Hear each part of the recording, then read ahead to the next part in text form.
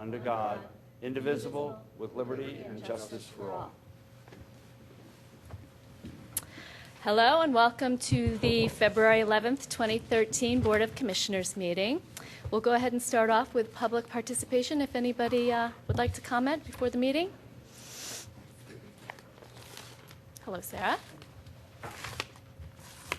I'm Sarah Pilling from Garrett Hill, and I'm part of a group of 3 who have received a WREN grant from the League of Women Voters to do residential stormwater education. Last fall, we had a meeting on rain gardens, and a sensational rain garden was put in 2 days before Hurricane Sandy by the Bryn Mawr Scouts, and it worked like a dream. So now we're up to the spring, and so we're going to have a rain barrel workshop on the 10th of March. It's 2 o'clock in the afternoon. It's a Sunday. I will be sending each of you the data about it, and I hope you will advise your constituents to come.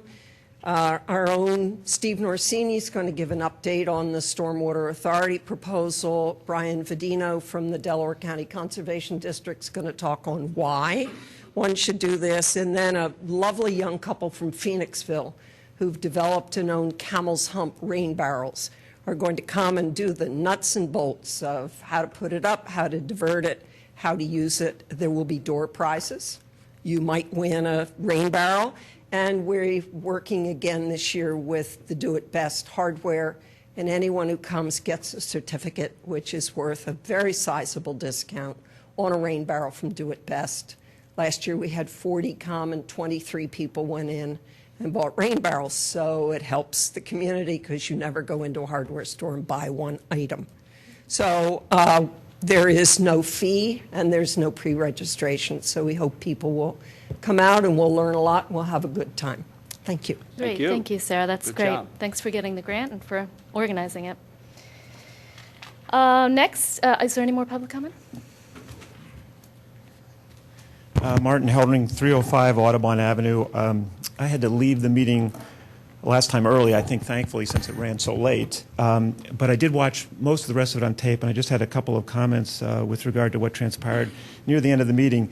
The first is with regard to the open space acquisition policy that you discussed at length during that meeting, which I thought generally was a very good document, and I'm pleased that we have that, particularly given all the acquisitions that went on previously with almost no standards applied. But there was a lot of discussion on what financial information should be provided with an acquisition. And the only thing I saw with regard to Carfax in there was rather a vague reference that they would review the financial calculations and projections. And I really don't even know what that means other than they kind of look at it and say it's okay. But I would be, if I were you, looking at them for more than that, to say that this is something that Radnor can actually afford. We've looked at the projections, we look at your numbers, we understand them, and we think it makes sense for Radnor from a financial perspective. That's what I would think you would want Carfax to be doing. That's what I think they're there for. I was also sort of disappointed that the affordability standard wasn't anywhere in here. Now, you guys probably all read the paper and you read the patch. Mr. Nagel, I thought, had a very good analogy in his discussion of pension health care costs with regard to how a family handles their college education expenses. And I'm sure any family, let's just use that analogy for a second, who's got a leaky roof, stormwater problems, right, who can't afford to keep their cars repaired and running, open lands, willows, etc., who can't afford insurance and security, none of police, all these things sort of ring true, right? If one of their kids in the house came in and said, Dad, let's buy another car. I know we can't afford it. I know we can't keep it running, like the Willows, but let's buy another car. What dad wouldn't say, we can't afford it? So, to me, I think that's kind of the standard that people are looking for. Run the township the way they run their families and the way I would hope all of you run your families. Simple standard, can I afford it? I didn't find it in here. That was disappointing to me a little bit.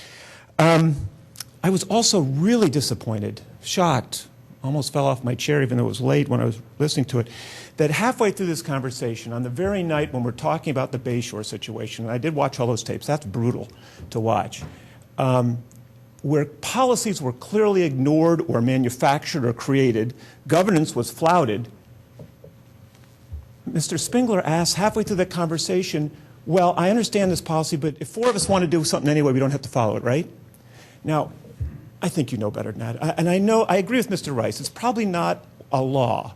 It's not a legal requirement that you follow it, but my God, there's some governance around here. And the night that you're dealing with Bayshore, to say you're going to spend, a few minutes discussing this policy, put it in place, approve it, and then say you're going to ignore it, or at least ask if you can, the optics to taxpayers watching that was painful. And I think you know better. I would hope that you would take an opportunity to clarify that position a little bit, because it was really, for me, painful. Remember, I got up here and asked, because people talked about lessons learned from that situation. I asked what lessons were learned. If that lesson wasn't learned, that policies mean something, governance means something, then what was learned from the Bayshore thing? And let's also remember why this policy is being put in place, I think, because a lot of things happened before. I mean, you go back to the CBFAC report, the review of the open lands purchases and the files was fairly painful, the lack of information, et cetera. We all discussed it. There was another exchange with regard to the woodlands. And I would agree with you on that, Mr. Spengler, that yes, recusal was the right thing to do, but I think you missed the higher point. Optically, again, on the night that we discussed Bayshore, I don't think there's a taxpayer out there that would say it's appropriate for a commissioner to be earning a commission on the sale of a property to the township. I just don't think there's anyone that would say that was the larger point, not the recusal. So I'd hope there'd be an understanding. I'd hoped in the past there was an understanding of that, and that was sort of dead and buried. The last points I'll make with regard to the exchange at the end on Ardrossan, it appears that this is coming up again, although it's in executive session. It's a little bit disappointing. No, a little bit is an understatement. Disappointing to me that, a month, 6 weeks after we have the CARFAC report on the pension and health care situation, $230 million, the general reaction is get it, got it, we'll act accordingly. We're talking about taking on more, Mr. Nagel's word, taking on debt to buy Ardrossan. In that regard, I refer you to the Moody's report. It's not long.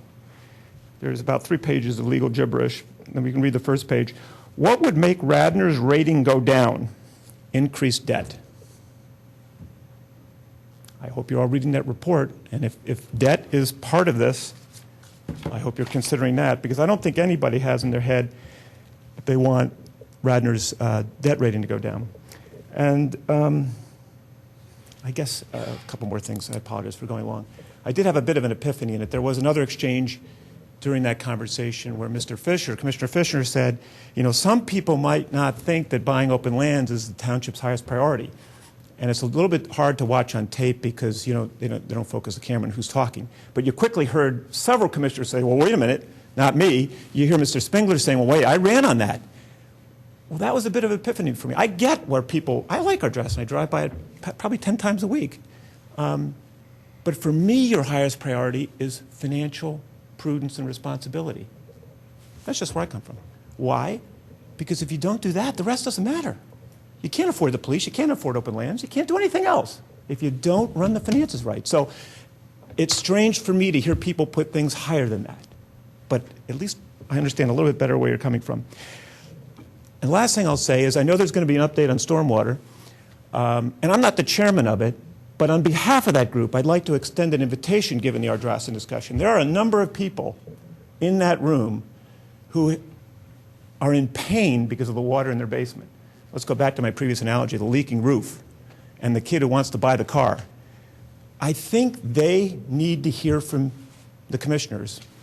Ms. Schaefer, you're the chairperson, why the township can free up money potentially to buy that piece of open property when people's basements in North Wayne and South Wayne are flooding.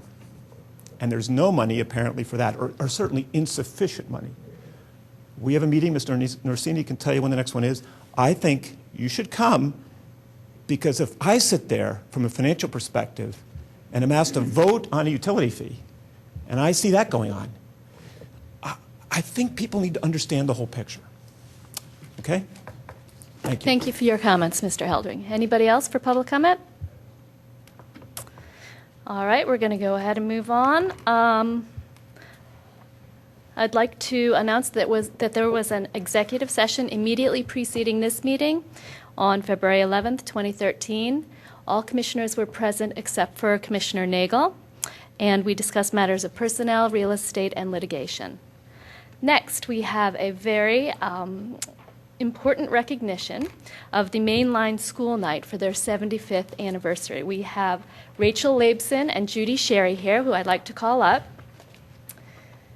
And we are very privileged to have this institution in our township. It's been an incredible, tremendous asset to our whole community. I'm sure many of you in this audience and many people at home have participated in the programs, and if you haven't, you probably will by the time you leave this township. So I'm so pleased to be able to present this. I'm going to come down here and give it to you.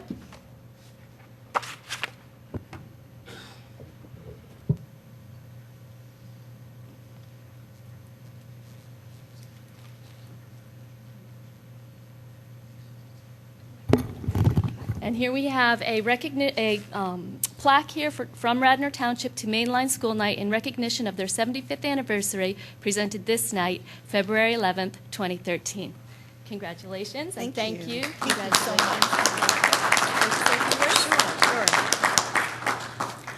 much.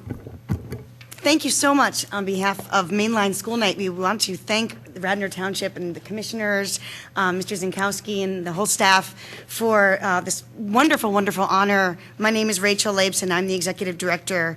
And I just want to talk about briefly our long-standing collaboration with Radnor Township for over 40 years.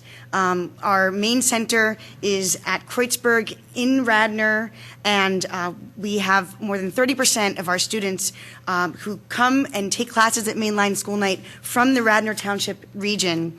And we are really a pillar in the community for enrichment and education and community. So we want to really thank you so much for being a partner with us for all these years.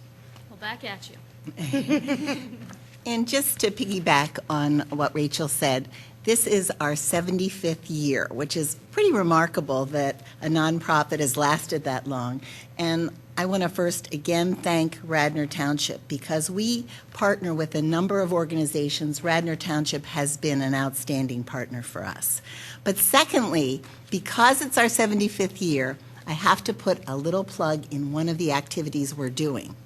This year, we're going to offer 75 free pop-up classes in the community. And you may ask, where are we starting? Right in Wayne. We're having over 20 classes during the month of March that are free, fast, and fun that will be offered with our partners in the business community in Wayne. We've had such a tremendous positive reaction to this idea, because lifelong learning, we all know, happens everywhere.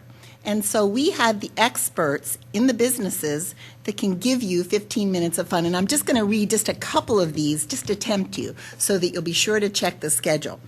So you can get 5-minute makeup and tips for managing curly hair at Bean. And you can tell that some of these are, I've just picked out for myself right away. Bryn Mawr Trust, protecting yourself from financial fraud. We have selecting and preserving fine men's footwear. And if you're campaigning up here, you're going to need that particular. Judy, why don't you stand on that side and talk to us? Oh, sorry, sure. You'll be on TV. People at home can see you. Oh, okay. Well, I'll finish up here then. But I just wanted you to know that, yes, if you're campaigning this year, you may need that particular session with the DiMicantonios. But please take a look. We will be scheduling these classes. Again, they're just 15 minutes, and we have such fabulous expertise in the community of businesses, nonprofits, colleges that will be offering these free classes. And then also take a look at our catalog, because we also would like you to pay for some really terrific classes as well. So thank you so much. And again, thank you to Radnor Township.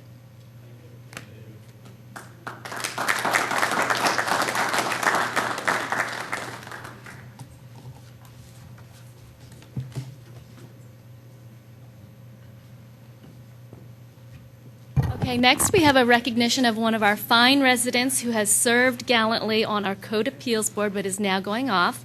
I'm going to call up John Drybelvis. I hope I'm not butchering that name. Close enough? And thank you so much for your service to our township and for sitting on the board. This is a certificate in recognition of your service, and we truly appreciate your service and setting an example for all of our other residents to come and do a little public service for the community. Thank you very much. Thank you. Would you like to say anything? Okay.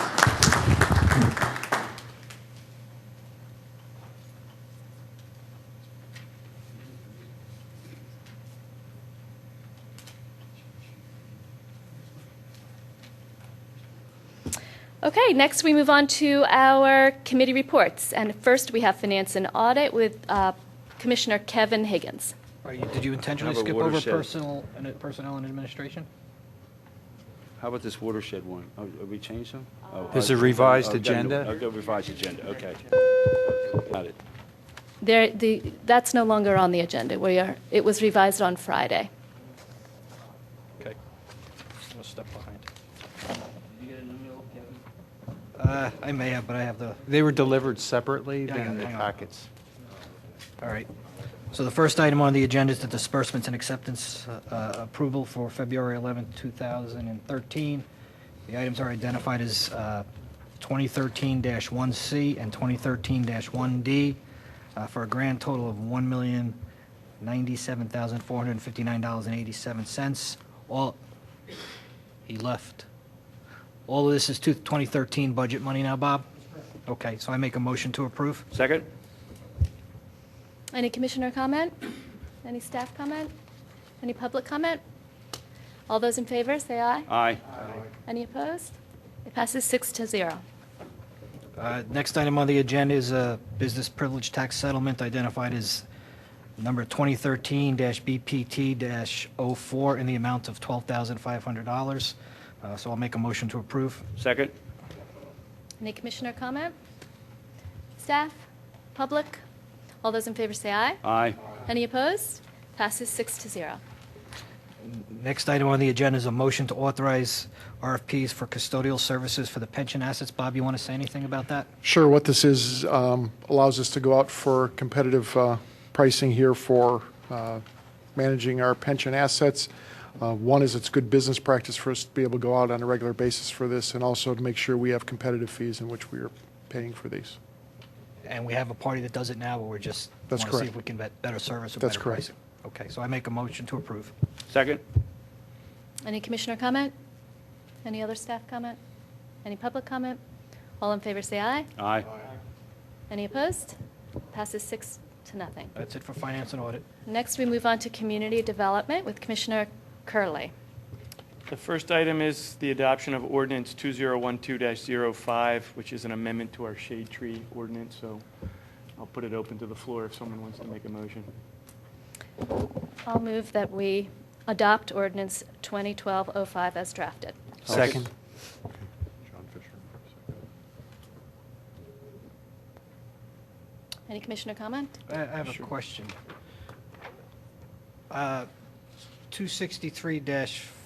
263-5A general, item 6 was struck. Can I, Okay, John. let me just explain what you have in front of you. There were some revisions that Commissioner Jim Higgins had circulated prior to last month's meeting. What was advertised tonight doesn't have those changes, Kevin, that I think what you're referring to. I added the revisions that Commissioner Higgins had suggested last month to each of you over the weekend, so you could see they're not substantial. There was some language, I think, Commissioner Higgins suggested there be changes to. So I wanted to give you that. If you wanted to add those to the ordinance tonight, you can certainly do that. Once the ordinance has been advertised, you can make non-substantial revisions to it. So you have the copy, and I guess the February 7th is the revised ordinance, which is different than what was advertised, is my point. And you can see on the February 7th revised ordinance what's been changed from the ordinance that was advertised. So I guess, Jim, did you suggest deleting that item? Well, not delete, but to move it into the definition section. This is a commemorative shade tree fund? Yeah. Yeah, and that's been moved, Kevin, into the definition section. But I would make well, I'll hold off until Kevin is finished. I understand now. I didn't realize that. Okay. John, I think Who's that, administering it? Is there a reason that you changed the administration aspect of it, Jim? I didn't want to change the administration aspect of it. That's just what I was going to say. John, it would seem to me that the first 7 words ought to remain. That the township shall administer the commemorative shade tree fund, period. And that's the end of that provision. And the rest of it you have moved correctly into the definition section.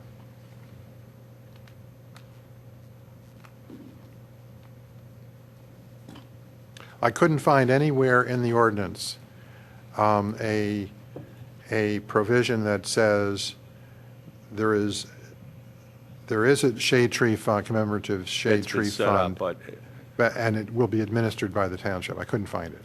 But has that not already been set up, that fund? It has. well, yes, but this ordinance is de novo. I mean, we're starting from as if there was never an ordinance in existence, the way the preamble is written. I mean, we can leave that sentence in there. I think my point, it's already set up, it's already by separate resolution, so it exists. Okay. And this ordinance says that any money that would be paid as an option would go into that fund. But you're looking at 263.56. Jim, and you want to leave in the first sentence? Well, first 9 words, the township shall administer the commemorative shade tree fund. Okay, well, it's been moved and seconded to pass the ordinance as drafted in our packets. So perhaps you should move to amend, including that change and the others that you made in the February 7th draft. Okay. I don't think we have to go one by one. I think you can just incorporate the changes that were in the February 7th draft. All right, so I'm going to then move to amend your base motion with changes as I prepared and John Rice issued on February the 7th. In addition to that new sentence you just added. Second. Yeah. Okay. Right. So is there any other commissioner comment on the amendment that's on the floor? So just on the amendment or on the main? Well, you can comment on both. Okay, so I'm not going to support it. To me, this is much too burdensome, and I'll just pick out 3 examples. One, a single 30-inch tree. Under our existing ordinance, there would be no payment to the township. Under our proposed ordinance, under this ordinance, it would require 10 replants at $500 a tree for a $5,000 cost, and then a $5,000 escrow. So you're taking the removal of 1 tree, you're adding a $10,000 cost, recognizing that $5,000 would go back to the resident. But to me, that's just too much. Looking at a middle-sized project, so 6 trees that are not heritage trees, you would probably add something on the order of about $12,000 to the project. And then if you had 6 30-inch trees, which is a sizable project, but it's not a project that is beyond the scope of a homeowner in Radnor, that would add about $60,000 to the cost of doing the tree work. So to me, there's just too much money and not enough benefit. Then just some of the other elements that are non-financial. I think this penalizes people who live on small lots.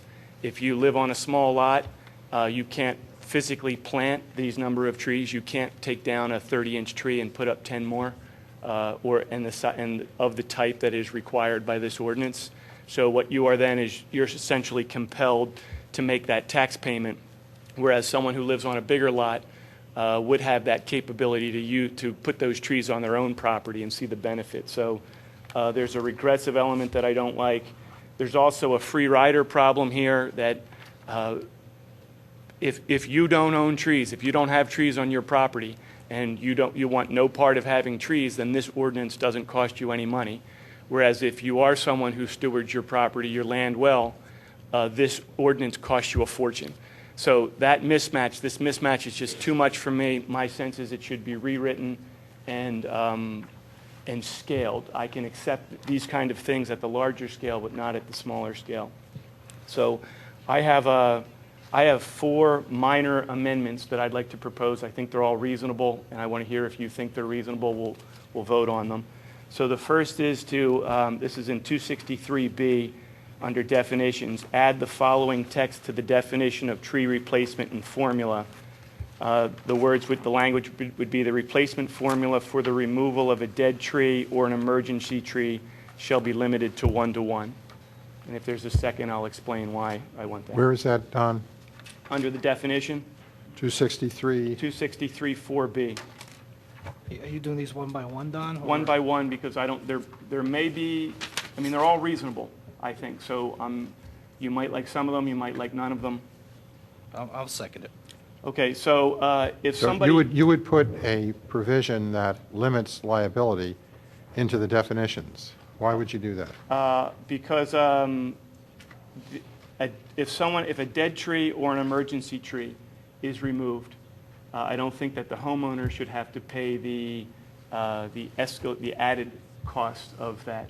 A dead tree should come out, and it shouldn't cost, an additional $10,000.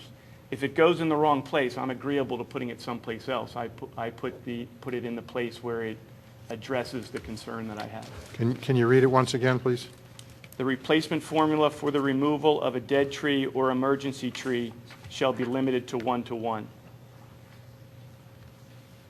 You seconded that, Kevin? Yes, Kevin seconded it. Is there any other commissioner comment? I have a comment. I am not going to support that, and I support, as I said, the ordinance as drafted and amended with Jim's comments. I'm going to only make these comments once because I know you have several amendments coming up, and I don't support any of the amendments. This ordinance came to us after over a year of debate and deliberation and thoughtful analysis from our Shade Tree Commission and from our arborist and from several other boards.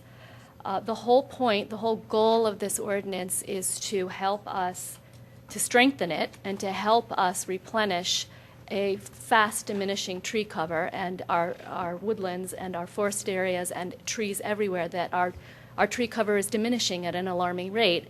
And the point of strengthening our tree ordinance is so that we can make some progress in counteracting that very dangerous trend. It's dangerous, and it's imperative to counteract the trend because our tree cover is incredibly important to us for environmental reasons, for water quality, for flood management, for our natural ecosystems and habitats, and for aesthetic reasons and keeping our property values high. I think it's ill-advised to take what we have received from our Shade Tree Commission and to weaken it and not get as much progress towards replenishing this diminishment of our tree cover as we're aiming for. And finally, I'd like to just make one really important point, and that is I acknowledge and recognize that there may be cases where on small properties the burdens that this particular ordinance and the changes that we're making would create a hardship and be onerous. And recognizing that, there is a new section in this ordinance that gives a very cheap and easy way for a landowner to do something about that. If this ordinance applies to you and you feel that it's onerous and creating a hardship, that you shouldn't have to pay so much money, all you have to do is come to the Board of Commissioners meeting, no lawyer, no nothing, and state why. And you have a chance to appeal like that. So I feel that in the case that might happen, there is a very easy avenue to address it. And it would be, as I said, ill-advised to weaken the efforts that we've spent over a year trying to make progress in protecting our tree cover. Well, I think that Shade Tree came at it from a strictly shade tree point of view, which is certainly understandable. But if you have been a good steward of your trees and have taken care of them, and they've grown to a ripe old age where it's time for the tree to go because it's deteriorated, it's old, and it just dies off. To have to pay a penalty on top of that is just absurd to me. You've taken care of it, you invested it, you helped it grow, and you got other people who have no trees. This is just a huge penalty on people who have old homes with trees on their property. And I would add, Elaine, I applaud you for putting in, or for agreeing to put in the provision for the appeal, but it's just not enough. And all I would ask you then to do is quantify the reasons for the appeal. And that's what I'm trying to do. So essentially, we're going to have people come before us and just tell them no, because this is what our ordinance says. And my sense is, let's quantify the reasons. Well, I've read the ordinance several times. I support it as it is now revised. I have to tell you, it's been frustrating. Being commissioner now 5 years, I've watched every year a number of trees that should have become heritage trees be taken down for frivolous reasons. So, one neighbor said they took the tree down because they were tired of raking leaves. I'm sorry, but that's kind of frivolous to me. It's private property, John. Well, but, the shade trees, they provide a canopy. Climate change is real. If anyone in here doesn't think it's real, please talk to me afterwards. I'd like to hear the reasons. And the tree canopy is all we have in defense of that. Are you going to obligate people who don't have trees to plant trees? Someday government may need to plant trees everywhere. So I'm not going to say we're going to do that. That's different. Are you going to obligate people to plant trees on their private property? Kevin, that is not what's before us right now. Anyway, I've looked at the provisions. I support the provisions. I think they're fair. I think some of the statements that have been made are a little misleading in the actual application of the ordinance. Which ones? Which statements? Well, Don, you made a statement that, it would be $10,000 to take care of. Yes, what's misleading about it? Well, I don't agree with that. Tell me why. I mean, Steve, would you, I ran that number through you. Well, you gave me that number, Don, $5,000. you didn't differentiate between a homeowner with one tree and a saldo application where they're lot clearing. Yes, I did. I said it was a single, in that case, it was a single tree, a single 30-inch tree. Mm-hmm. And it will cost $5,000. So you own a little postage-sized lot with a 30-inch tree. I don't agree with the numbers, so I just... Okay. Yeah. Well, anyway, it's subjective. It's not there something isn't subjectivity to it. Steve, would Don, you... Don, I get a vote. I don't need to defend my vote. I'm just telling you how I feel about the ordinance. Okay, but that's not what you stated. Well, what I'm saying is that the way you portrayed it, it seems a lot worse than it is. So... all right, well, I would be interested to see your numbers that are different than the ones that I presented. So in any case, I think the ordinance as we had it before didn't do enough. Didn't actually, in many cases, didn't do anything. This ordinance, I believe, the way it's written, will in fact help us preserve trees. I continue to see trees being cut down on weekends when their codes folks aren't on the job. I continue to see people cut down trees without permits. I continue to see people cut down trees without reason. And, yes, it's private property, but, the township spends money every year to plant trees, to maintain trees in the, as far as shade trees go. And it just seems that this is a fair way to achieve the goal of preservation. Thank you, John. I wanted to make one comment about the private property objection, because I think we all want to respect people's private property. I think everyone on this board and everyone in our government wants to respect people's private properties and their rights to do what they want on their private properties. However, tree cover and forestation is a natural resource. It's a community asset. And this township, our state, and our nation, we have regulations to protect those natural resources. We have regulations. You cannot build on a steep slope on your property. You cannot build on a wetland on your property. You cannot build on a riparian on your stream or near your stream. So we act and regulate all the time on private property when there's a natural resource that benefits the community, and that's important for the community's well-being. And this is an extension of that. And it's become more imperative in the recent past because of our very fast diminishing tree cover. And that is why there is this push now that we've got to do something about this, or our stormwater problems are going to continue to get worse, and a plethora of problems will continue to get worse. So again, I come back to, I've got a bunch of trees on my property. People who don't have trees, they don't contribute to maintaining those trees. You're costing me additional money. Now, Steve, I have a question here on 263-9B. Number one, have you ever maintained or fertilized a street tree since you've been here on somebody's private property? Because I've lived in my house now for 16 years, and the township has yet to do that. We do maintain trees within the right-of-way. When I say maintain, that may be removal of a tree that's deemed dead or It all dangerous, falls down. or pruning of a tree that has limbs that are dead. As far as the fertilizing, no, but we do maintain trees within that right-of-way. And how do you, somebody comes and calls you, or do you just go out and, It could be in most cases, a resident will call us about a tree, and the first step is to check to see that it's in the right-of-way. If it is in the right-of-way, we then make an assessment. A few months ago, the board allowed us the opportunity to have on retainer a certified arborist. So now we will call out that arborist to determine if that tree is in jeopardy and needs to come down immediately, or if it could be just pruned, and we'll take action upon that, upon his recommendation. so prudent pruning, I'm not a tree person, but I've got a bunch. Prudent pruning is important to maintain the health of a tree.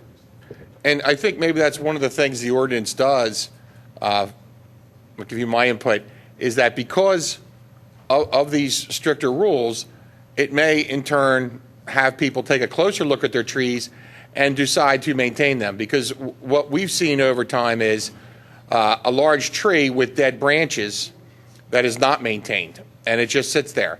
And then at one point, it might not even be the homeowner, it might be the neighbor next door across the street, or somebody whose kids are at the bus stop. We get the call, and we will go out and take a look at that. Maybe this will be the impetus for some folks to maintain their trees in a better standard, knowing that there is replacement requirements if you don't take care of that tree, especially the heritage trees. That's huge for what those trees do to our environment and what the current ordinance has as a replacement value. So I think they're two very important steps. So when I have the trees at the front of my yard that need pruning, I should call you instead of Steve Schreiner? If they're in the right-of-way, yes, you should call our office. Okay, do we have any other commissioner comment? I just want to get clarity from Don, because Don said a number, maybe I misheard what he said. But I'm reading under the tree replacement formula, page 4. Don, how many trees did you say you would need to replace if you were to take one tree down? If you replace a 30-inch heritage tree, Yes? under our new ordinance, you will need to replace 10. No. Page 11. Page 11, please. You asked me a question. Okay, but Shade tree shall replace each heritage tree DBH for DBH, and that's a change from our existing ordinance. So if you have a 30-inch tree and you have a 3-inch caliper replacement, that's 10 trees. And that language is a deviation from our existing language, which says shade tree shall have the authority, and that authority is not implemented. We typically do not, at least I'm not aware of a circumstance in which we required a DBH for DBH replacement. and I'm sorry, can you cite that second, Page 11, paragraph number 3, C3. Shade Tree Commission shall replace each heritage tree DBH for DBH.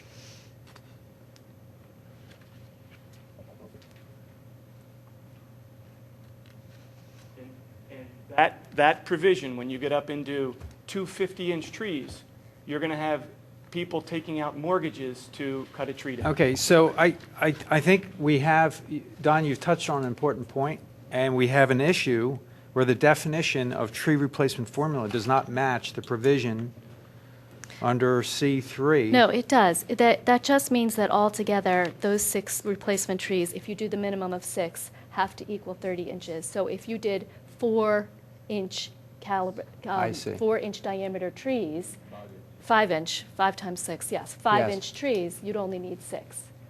So you, Don, you Don- can you can plant 6 big trees, or Yeah, you can but you plant can't- 10 3-inch trees. You can And- do it any and- way you want. And that's not going to change the cost. If you put a 5-inch tree in, that costs more than $500.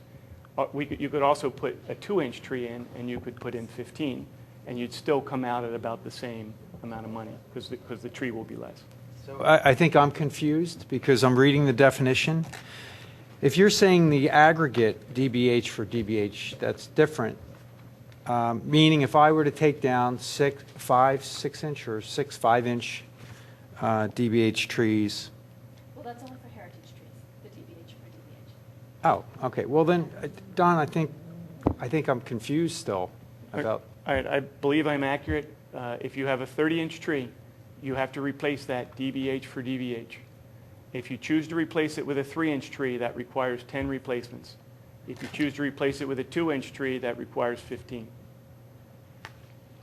Okay, but at $500 plus or minus. well, for you're the throwing 3-inch tree. I mean, I'll send you the brochure. I can get trees planted for $60 a piece. Okay, but in this ordinance, if you approve it, on page 11, you're also specifying $500.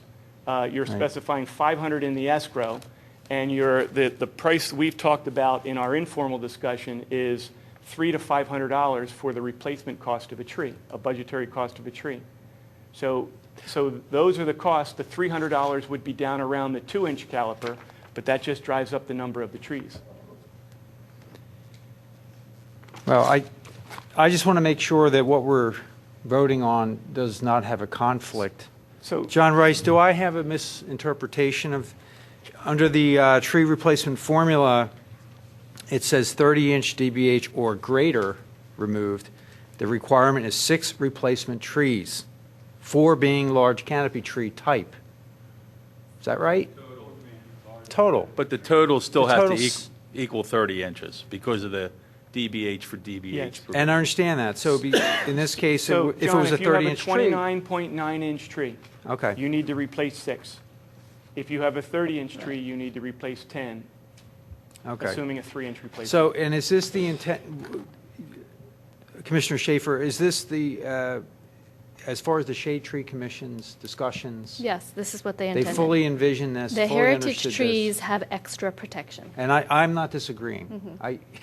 Now, what they're Again- saying is if you're going to plant these trees, they're going to be larger trees at 2.5-inch, 3-inch. They're going to be 5-inch trees. Right, that's 6-inch incentive. trees. You want to do a bigger tree. It's You're taking incentive down to a tree, plant. you don't want to put a 2.5 or 3-inch tree. Right. It's small. Right, okay, fair enough. That's how they envisioned it. Okay, I'm done. All right, do we? I'm going to support this. Well, right now, we're debating the second amendment, which was Don's amendment, to change it to 1-to-1. Okay, then I'll. It's, if the tree is dead or it's an emergency, it's not a discretionary takedown. Okay. Do we have any staff comment on this second amendment that's on the floor? Any public comment? Okay, I'm going to go ahead and call the vote. This is Don's second amendment, which is to change the tree replacement formula to 1-to-1 when the tree is dead or an emergency tree. All those in favor say aye, Aye. and those opposed say nay. Nay. The motion fails 2-4. Did you want to make Yeah, I another have amendment? 2 more. So on 263-4B, add the following text to the definition of tree replacement formula. All existing trees that were planted in the previous 10 years and that satisfy the technical criteria for replacement shall count toward the replacement requirement. I'll second that.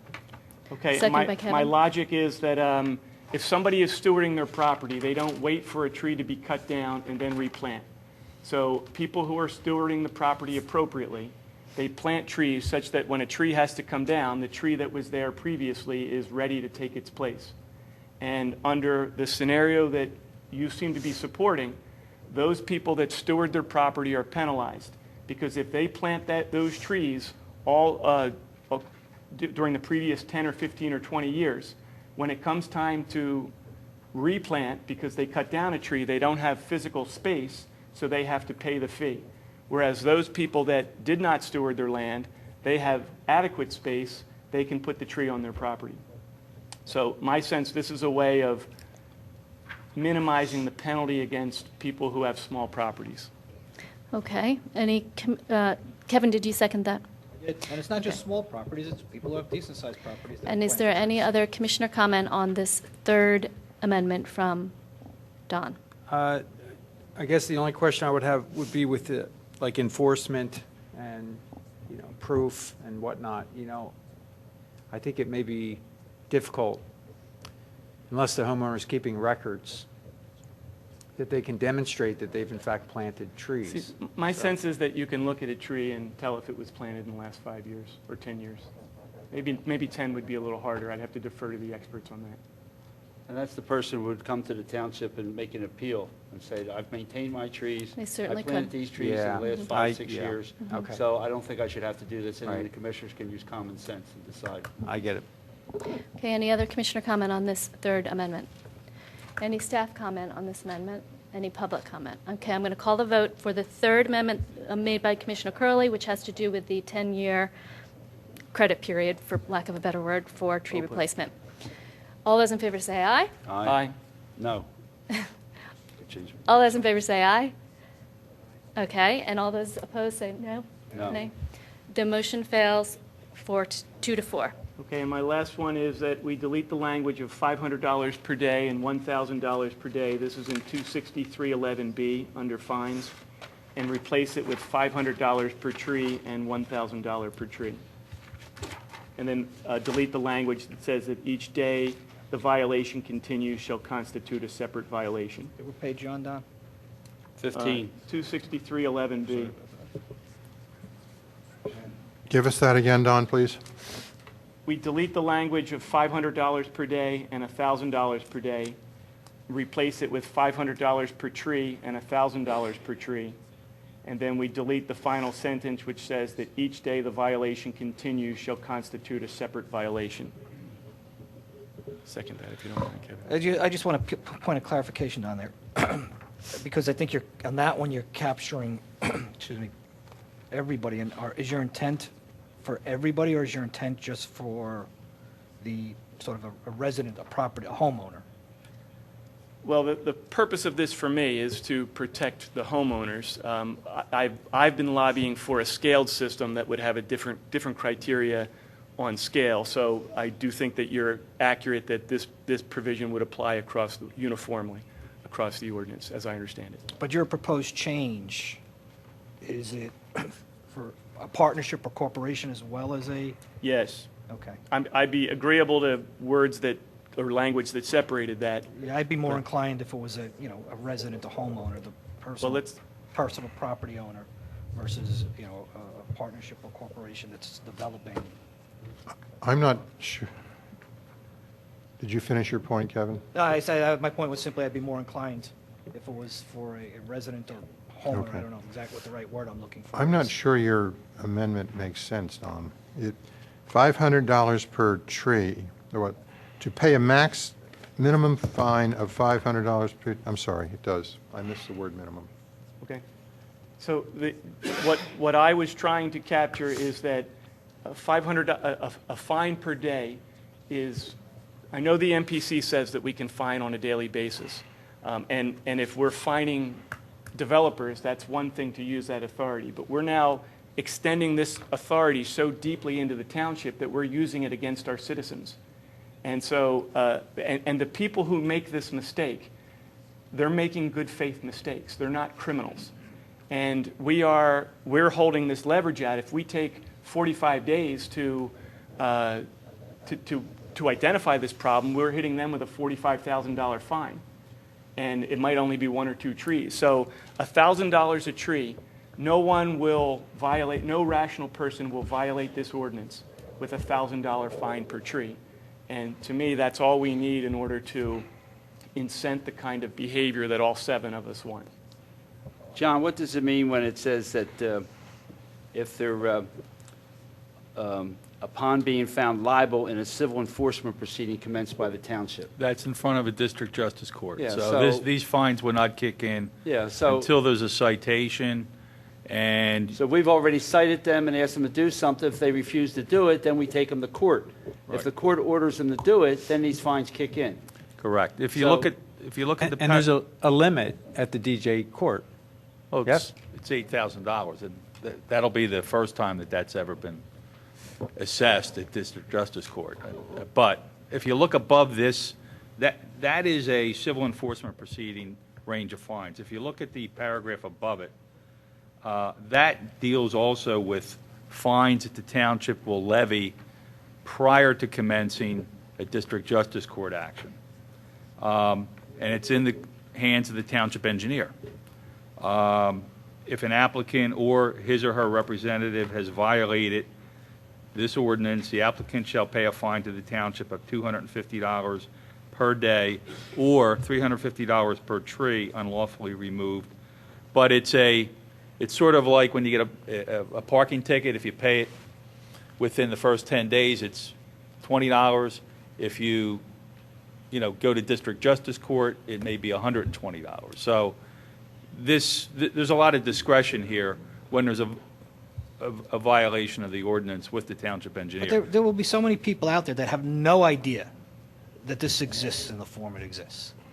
Until the township comes by and says, hey, this is our ordinance. Right. So And then, this is and what then you they're want going to to do. appeal. So how does this play out when somebody says, I didn't know anything about this? And then, Ignorance okay, of the law? excuse me? Ignorance of the law. Yeah, but then is- they'll come here and they'll say, oh, yeah, they'll plead for, the whole thing in front of this. What does the clock start and stop? And Well, it starts when when there's a determination that there's a violation. there are statute of limitations? Like, does it have to happen within 30 days of the action? No. So it's perpetual. Well, it's not going to be perpetual. I mean, after a month or two, the odds are that the township's not going to find that there's been a violation. But let's say 6 months go by, someone's clear-cut 10 acres of mature woods.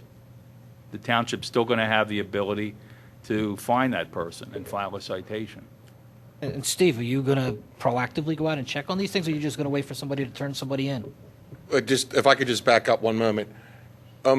We have all arborist tree contractors are supposed to be licensed in the township. And when they're licensed in the township, they were all provided the copies of this ordinance, and they're all aware of it. And if this ordinance goes through, we will provide copies to all licensed tree surgeons in the township once again. So I think if a resident calls one of the local tree companies that does work in the township, it's incumbent on that tree surgeon to inform the resident of these requirements. And I'll be honest, the majority of the times we are able to come upon these instances is when neighbors and other residents see this activity taking place. We investigate as soon as we get the call, and this new ordinance gives us teeth, some actual teeth in getting these trees replaced and finding these folks who may turn a blind eye or use ignorance of the law as an excuse.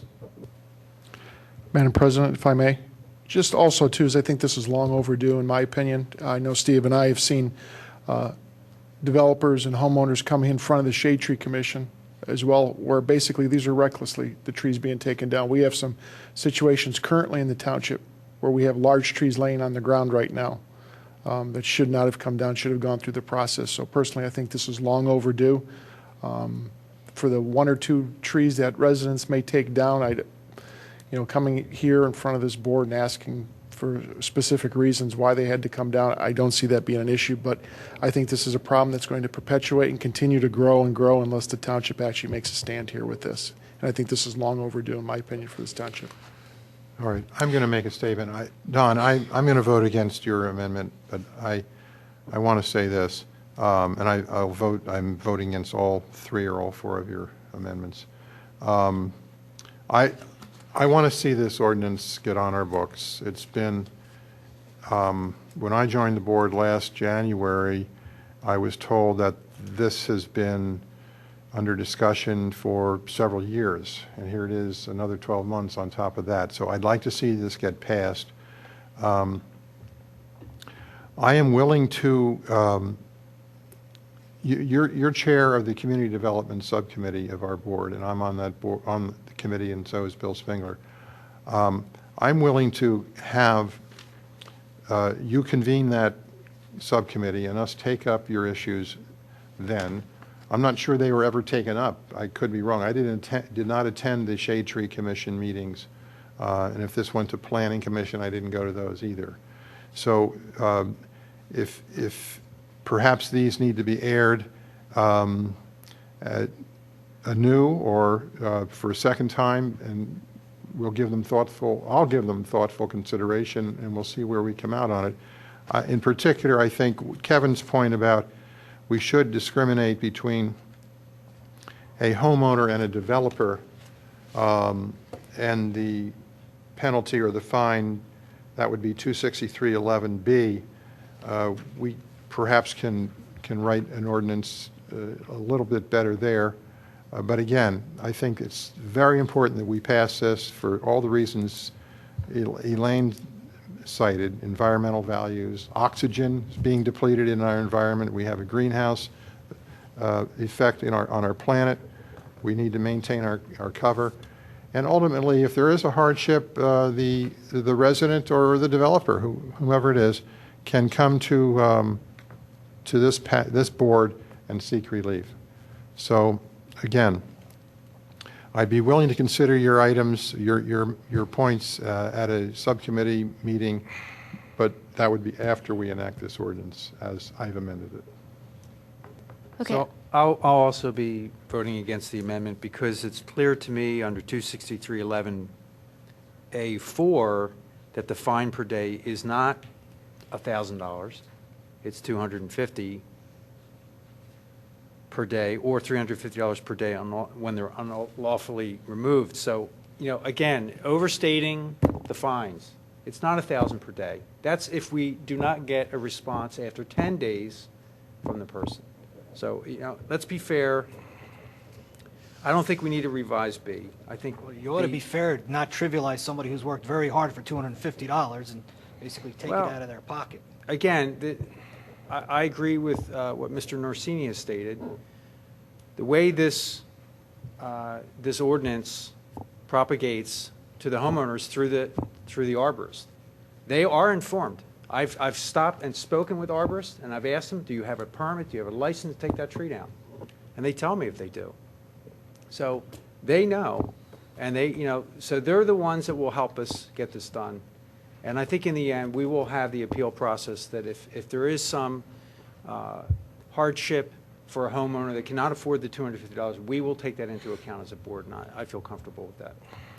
Okay, I do not believe we have had a second for this, Kevin, if you want to. Well, I would second it, Don, if you'd narrow it to being just the homeowner, but I have a feeling it's kind of an It's just exercise not in going futility. anywhere, and we'd have to wordsmith it Yeah, at so this that's what I point. kind of It figured. was certainly that's the intent that I want to capture, but it's not going anywhere. Do you want to withdraw your amendment? It just fails for a second. Okay. So it's not withdrawn. All right, so that brings I us. made the motion, it just failed for a second.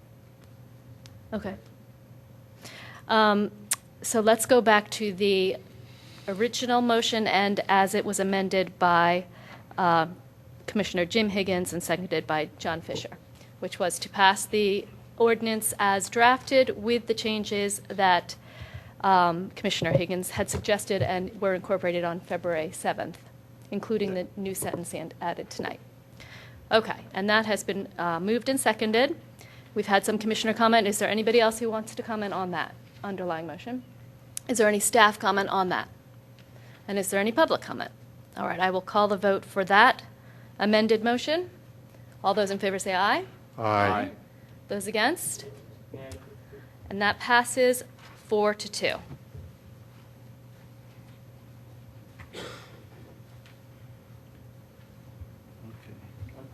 Yep. Okay. Yep. The next item is Resolution 2013-14, approving intermunicipal transfer of a liquor license to Pietro's Italian Restaurant at 200 Radnor Chester Road, and I move the resolution. Second?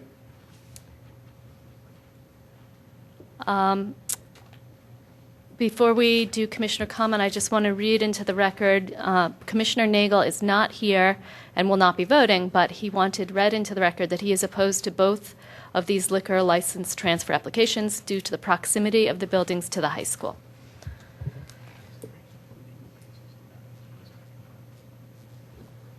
Okay, is there any commissioner comment on this?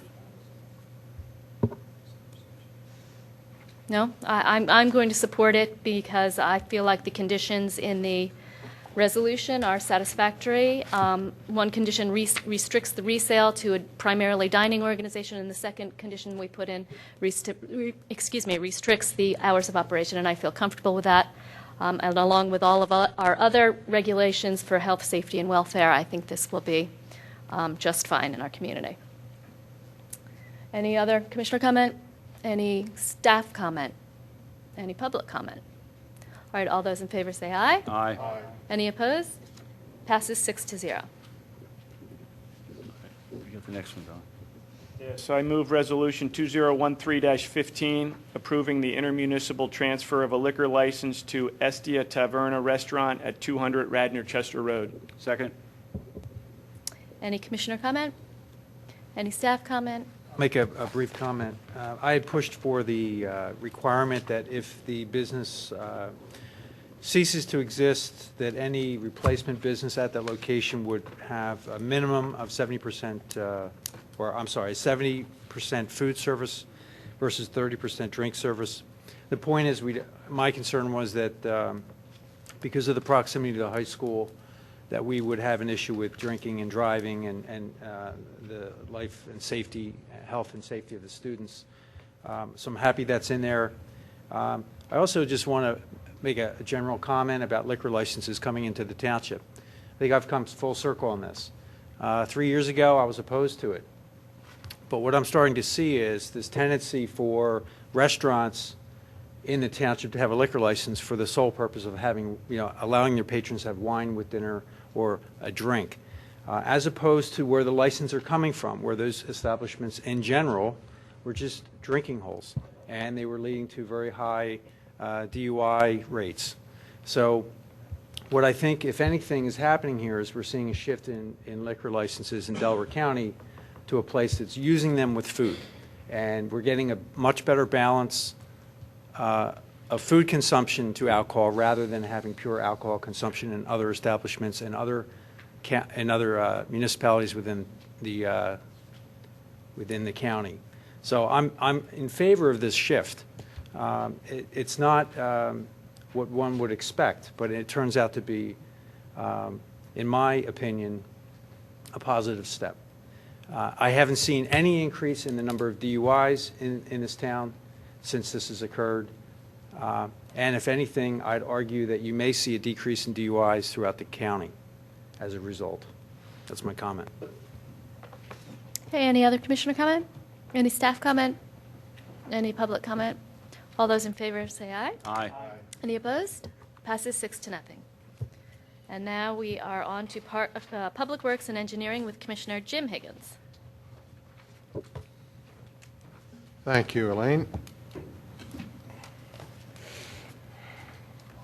I'd like to turn to our Director of Public Works, Steve Norsini, to give us an update on the Chamonix Road sidewalk. As the public knows, we have had this sidewalk project under consideration for, one full year since I've been on the board. 6 years. And according to Commissioner Spinkler, it's been several years. It would allow safe access from the area of the St. David's train station to a point along Chamonix Road where there is a pathway or easement connecting the road to Eastern University. Right now, ever since I suppose the pathway was created, people have had to walk on the shoulder of the road, and it's a curvy road. People speed on the road. It's unsafe. This would allow the pedestrians then to have safe access. So there was a meeting, I believe, a week ago Wednesday, Mr. Norsini, that you hosted, here in the Township building for the purpose of informing the residents along Chamonix Road about the impending project. I was unable to attend. I don't know if any other commissioners attended, but could you give us perhaps a summary of how the meeting went? Gladly, Commissioner Higgins. I do have a set of plans. If the board wishes to see them, I can bring them up to the podium. I'll just go over some of the highlights of the meeting. The proposed Chamonix Road sidewalk project extends from the train station to the walkway from Eastern University that you noted. It's about a distance of roughly 1,100 feet. And the preliminary design was prepared by Gilmore and Associates last year, and it's, I'll call it an enhanced preliminary design. What Dave Lay did, and I have to give him credit, was he tried to really honor the grades that are there to reduce the cutting and filling along the side of the road. There are other parts of the project that need to be completed. We met on January 30th. There are 8 residents whose land this would traverse if the project goes through. 6 of those residents were in attendance, and 1 sent in a note. And basically, I stepped through the plans for the residents that were there. Commissioner Higgins was there also. And there were many questions. That would be Commissioner Kevin Higgins. I'm sorry, Commissioner Kevin Higgins was attending. There were many questions from the residents there whose property would be affected. They're basically outlined in here, and there are some comments. Probably the most salient points are the concern with their property and their trees. That was one of the largest questions. Even though the grades are held close, and I think Dave Lay did a very good job in holding those grades close, we are going to impact the roots of a lot of trees. If you drive down this portion of Chamonix Road, you'll see, especially down near the train station, there's very large trees whose root system goes out close to the road. We would impact those. There's one property where trees would be removed, and we would have to replace those trees. The homeowner was very concerned, one of the residents was very concerned about that, asking for basically a DBH for DBH replacement, and I would defer to the shade tree ordinance for replacement. Going back with the trees, one of the main requests was that we have the township arborist work with me. I would give him the grades in the areas of these trees, whether it be a cut or a fill, and based on his determination, let us know how that would affect those trees in that area. Stormwater, there were 2 residents noted that they receive runoff from St. David's Road, and actually that runoff is channeled down the area where the sidewalk is proposed to be. So they would like to have that investigated. In reality, if this was a different entity, I would require them to do some type of stormwater management, a small BMP somewhere, due to the increased impervious surface. I feel that we should do that also, and that was discussed at the meeting. One of the other big concerns was liability and snow removal, and all the residents were very concerned with the fact that aside from the 1-year warranty on workmanship and material for the sidewalk, they would be responsible to remove the snow, and if there was a trip and fall or anybody got hurt, they are liable. The exposure is theirs. The costs was a big issue. Apparently, Eastern University has designated $80,000 for this project. Our original purchase order with Gilmore & Associates was for $24,000. To date, we've spent about $10,000. Again, on, I'll say, enhanced preliminary plans. If we need to take this through, we will most likely use the remainder of that money. That's a not-to-exceed price, but the project stops short down at the train station, so a retaining wall needs to be engineered, as well as additional handicap ramps. They're just shown on the plans now. They would have to be detailed out. Most of the comments of the residents, not every single one, are laid out here. And if we were to move forward, I guess the biggest thing, and I would request this board, would be to allow me to bring the arborist in, because I think in orders of importance, damage to the trees, liability are the 2 biggest issues that they had. One of them was costs, and I have not been able to extract the costs they're looking for yet. The residents really wanted to know what the staff costs were, and many of these predate my employment here at the township with our traffic unit and the previous township engineer, Dan Malloy. They want to know what those costs are, and I know the costs of Gilmore to date, but the thought being that if there's $80,000 available for the project, and let's say we were to spend $20 for the engineering, that leaves us with a balance of $60. A cursory estimate by Dave Lay was about $80,000 to install these sidewalks. I see some items that might raise that price. I think there's some additional granite curbing that should be installed down near the train station. And their biggest question was, where do those additional funds come from? And again, I have these. If you'd like me to step through them up at the podium, I'll gladly do that. But that was the bulk, or most salient points from the group that was assembled. So Steve, just a couple of questions. I don't want to belabor this all night. So your estimate doesn't include any of the stormwater management that you would require somebody else to do? That $80,000 was from Dave Lay, and that was basically for what you see here, excluding the work that has not been designed, which is that retaining wall down by the train station and perhaps the removal of that tree, plus an additional ADA compliant ramp. But it does not include the stormwater management? That is correct. Okay. Is there any stormwater management required? I think you said if somebody else was doing it, you would require it. That would be my requirement, but I don't believe, this is not a subdivision or land development, so I don't know that I can enforce that. It would be something I would request of an entity performing a project like And this. you would and you're recommending that occur? Yes. And then the other part is, if I understand your explanation correctly and the explanation at the meeting, there was no compensation included for repairing the landscaping and anything like that in your estimates? Well, all the work would take place. Another good thing, another good design point Dave Lay did, he kept all this work within the right-of-way of Shimoni Road, so that no easements are required. We can do this work without having to obtain those easements, and that would include restoration. What was his ballpark price included restoration as far as raking, seeding, and some plant replacement. Some plant replacement, and certainly not the big trees that are on a couple of those properties? No, that's correct. Okay. And I have, I guess, two questions. These are probably for Bob.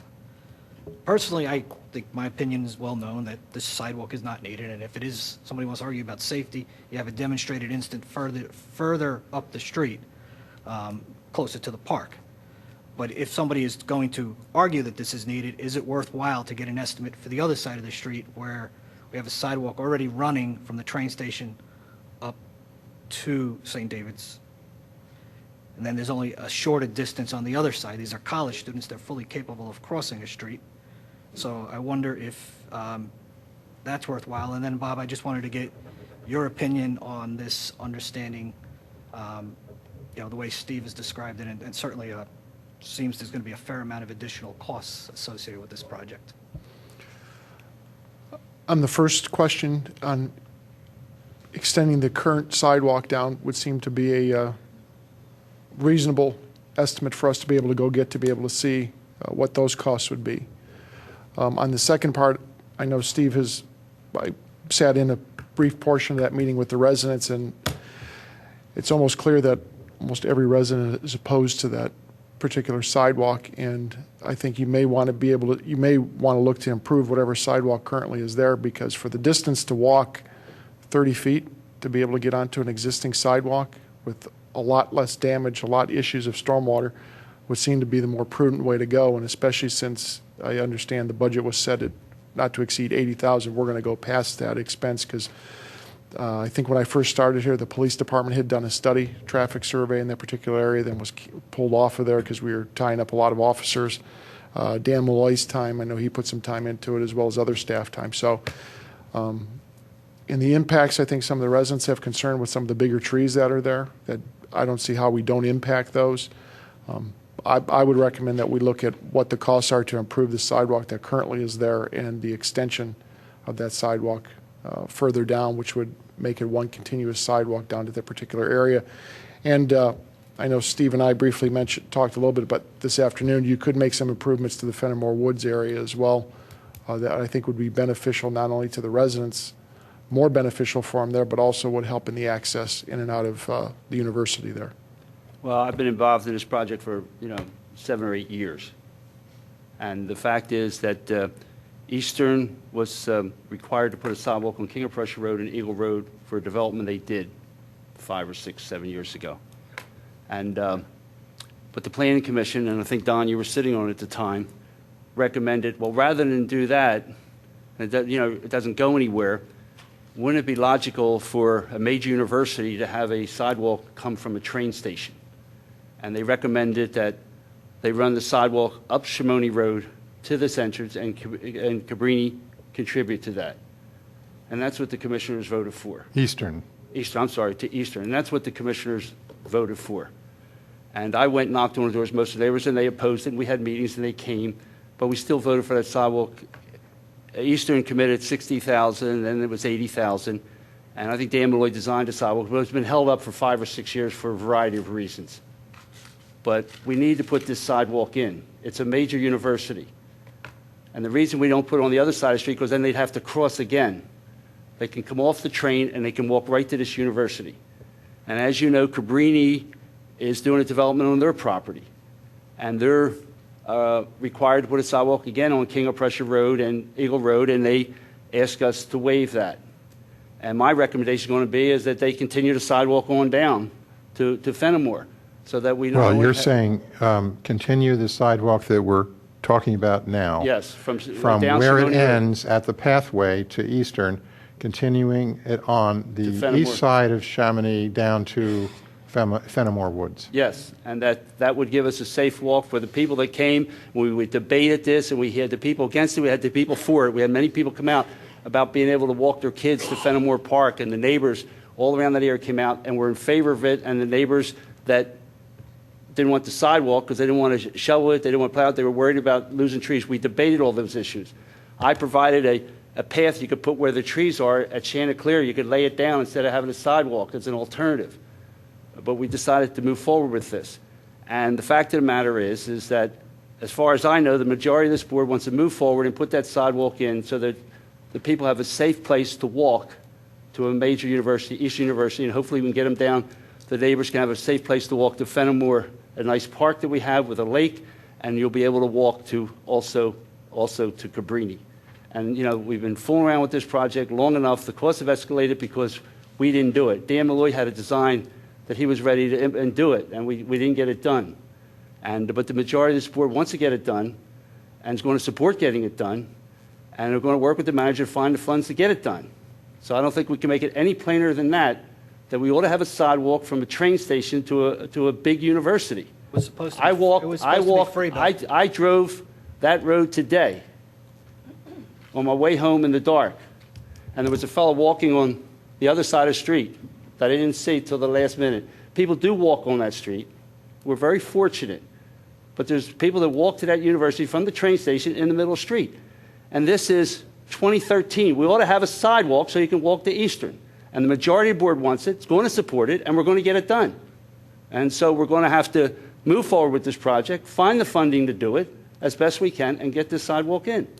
And So you're I acknowledging, Bill, don't it's not disagree with free? that. I just, an opinion I have, I think it's an extreme waste of money because you've got a sidewalk. If people aren't walking on a sidewalk that's there now, I could see if there was no sidewalk on either side, absolutely be 100% behind you.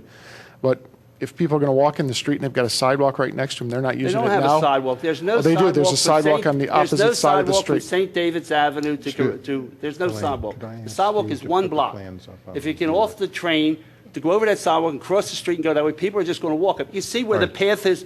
You can see where people walk, Bill, where we're going to put the sidewalk. let's have Steve put the plans up. Can they go on the screen so we can, because I'm concerned, Bob, at this point that you're talking about an option that was discarded several times by putting a sidewalk, requiring the students to cross Chamonix Road twice to get where they need to get.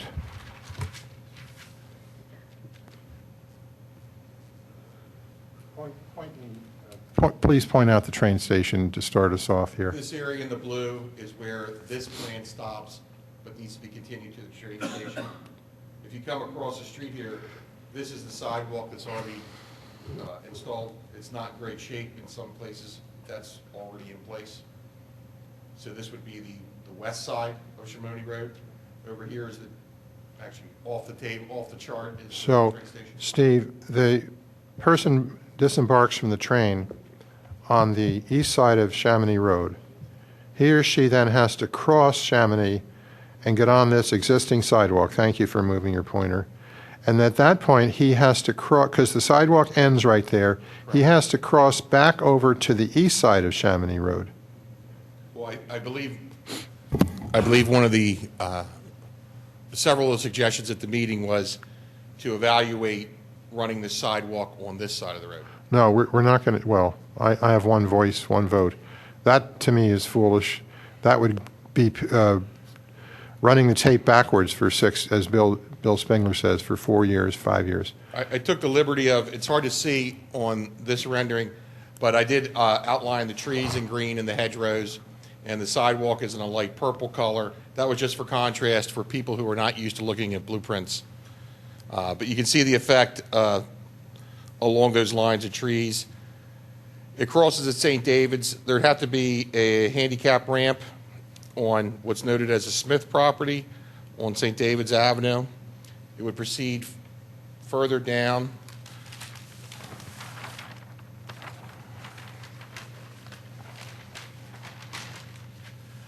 We cross Cornwall Lane. There'd be 2 ADA ramps at that spot. And then it continues down. You'll note that there's 2 pillars at the pedestrian access to Eastern. So this is the edge of the project. The end of the project, I apologize. Steve, can I ask you a question? This pertains to the interference we have with some of those large trees. When we talked about this a year or so ago, maybe it was more than a year ago, and Dan Malloy had done some pretty extensive research, I think, into a special surface used, I think he was consulting with Chanticleer, I'm not sure. I brought it into the meeting. I was the one that got it from Chanticleer. They put Right. it on their property. I brought it in and said, look, if the trees are a problem, we can lay this down until at such times the trees. So have we had any further research on using a different type of surface so that we wouldn't have to interfere with the roots? I have not, but I will gladly call Chanticleer tomorrow. Okay, great. They're always very helpful. Steve, there's no surface that isn't going to interfere with the roots, correct? Any surface, you're going to have to cut roots. It's how much and whether we want to cut them. The depth of this sidewalk, the proposed sidewalk, it's a concrete sidewalk, 4 inches in thickness with a 6-inch stone base. So from wherever... This was a surface in place of that. Okay. It was not using concrete. It was some sort of cork, as I Right. recall. It's a simulated wood bark. Bill brought it in. I actually had it sitting in my living room for about a year. But it looks like chipped wood, but it's made with recycled plastic and rubber. And I believe it's put down right on the surface. And you can put it at different varying depths. So if you have to overcome roots and things, it goes over top of those tree roots and whatnot. I've used shredded rubber as a fall surface in playgrounds, and it sounds like it's something similar. Probably my biggest concern with something like that is on this last leg, because you can see, and it may be partly from foot traffic, but I think it's also partly from erosion. This is where the grade starts to pick up, and I'd be concerned that there'd be some loss or movement of that type of material. But I'll gladly take a look at that. You ought to have the arborists look at the trees and the roots and exactly what it's going to do, Absolutely. because a couple of those trees aren't going to be here 5 years from now. You know, I mean, they're, you know, so, but the thing is that we're looking at it as an issue of public safety. And I'm 2 things. I planted 1,500 trees in this township, and I fight for sidewalks. So I don't want to lose trees, but I want sidewalks. So we got to find a balance. We got to find a way to put this sidewalk in, because it's needed. The community needs it. The community wants it. And so I understand the people that live there. You know, I've talked to them. They don't want to shovel it. They don't want the liability. I had a house with sidewalk. People walk on it. I shovel it. My insurance takes care of the liability. It wasn't a big hazard having a sidewalk in front of my house. But it's like the P&W Trail. Everybody fought it. It's in. Everybody loves it now. This sidewalk, those neighbors don't want it. Once it's in, they're going to appreciate it, and the whole community is going to appreciate it. And it's, you know, we've taken long enough, and we have an opportunity with Cabrini to extend it down to the Fenimore. We have to take these opportunities and do it. And it would have been a lot cheaper to do it 6 years ago. Okay, but, we've been back and forth. I've been asking about the sidewalks, been back and forth. Dan's been doing, and it just never got done. But now's the time to do it, and, this board's going to push to get this done. Well, thank you, Steve, for bringing this update to us, and please. Steve, I'm sorry, two quick questions. Yes, Commissioner. What's the narrowest part of the cartway along Shimoni? It's actually pretty consistent. I apologize. I have to get my scale to let you know. Well, okay. It's going to be 24 feet somewhere in there. It was Okay. relatively consistent, maybe a little narrower under the bridge. We have 20-foot cartways. I know a 20-foot cartway is not ideal. Is there any chance of putting the sidewalk partially in the cartway? I think taking 2 feet of the cartway and going that way? that was actually something that was discussed. And what I'll do, based on the board's wishes, I'll contact Chanticleer, and we'll start the gears turning again with Gilmore and evaluate all these. Yeah. And the next time we come back, we'll come back with a design that takes us into the train station and evaluates that. I'm going to hazard a guess that the road width is a little too narrow to do that, but worth investigating. So my sense is that before you do that, see what this board wants, but my sense is that what you should come back to us with is how much more it's going to cost, because there's no way we're going to do all those things that you mentioned for $56,000, how much it's going to cost, and then alternatives to reduce the scope or change the scope and how much they cost, and then we make a decision about which one we select. That's my recommendation as to how we proceed. Others agree, disagree? Yeah, that's valid. Putting all the numbers together, what I heard was that if we build concrete and we complete the handicap ramp down near the train station and we build the retaining wall, we will exceed, for the engineering and construction, we will exceed our budget by $20,000. And that was not a detailed construction estimate. The next step would be to perform a detailed Right, so there probable could estimate be construction cost. an additional overrun. It could be. Not an underrun, but an additional. I don't anticipate an Okay. underrun. So there's no chance of an underrun? I All don't those things that you anticipate said. that at all. Right. Then, Bill, and Elaine, would you like to see us have him consider an alternative material to the concrete, to reconsider the synthetic material? Could we save money if the construction was using that material? I truly believe we could. Well- It's just a call to Chanticleer. I don't see that. We're it's, only talking about one property with the big trees. The rest of probably we're putting cement. We're just talking about the one property on the corner. Is Yeah, it I only think one I think pro- a I had blended the impression approach it may was more make sense. than one property. There Several, are others that right. trees would be impacted on. But there's no large trees like on the first one. Actually, there are. There's some 60-inch diameter trees as you go past up toward the end. There are some sizable trees.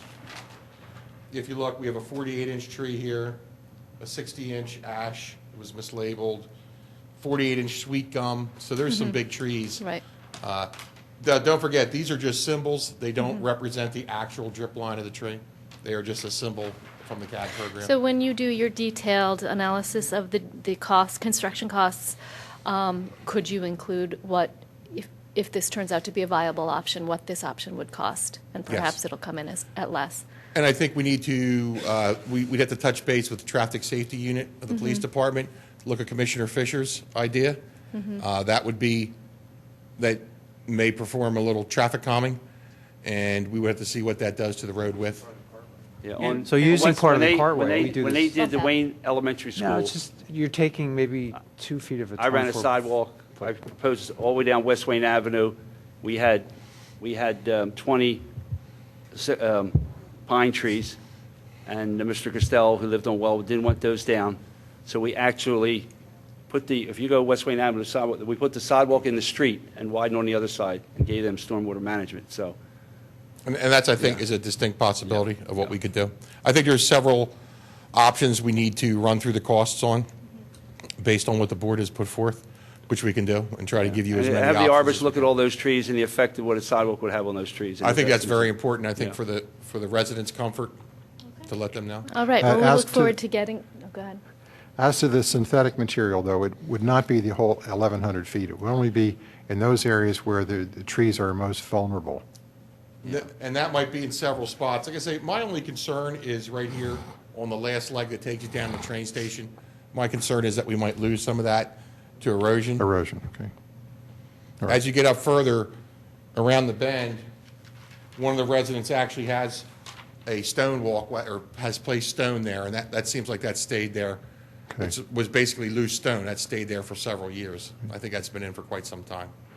Could we get an idea of when you'll come back to I- us for the next? I'll talk to Dave Lay tomorrow. I spoke with him today, and see how quickly we can go through these steps. I would hope to have something for you at one of the March meetings, Okay. if that's okay. So something for us is alternatives and costs. Correct. Very good. Great, thank you, Steve, for Thank you. all that work. I think you're still in the hot seat with this next issue, too. The next item on the agenda.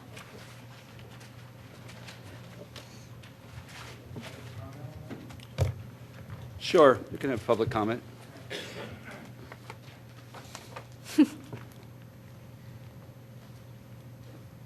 Jack Smith, I live at 502 St. David's Avenue. You may recognize me, some of you. I'm the property that Steve refers to as closest to the train station. And I think Steve did a great job. On my way over here, since I didn't know what happened in between, there was the possibility of getting an alternative bid for the other side of the sidewalk from St. David's Avenue down to Eastern's entrance. And I'm wondering if the board has approved that or not. That's No. my question. No, we No. we debated that before. You'd have to cross the road twice. When you got off the train, you'd have to cross the road, walk up that way, then you'd have to cross again.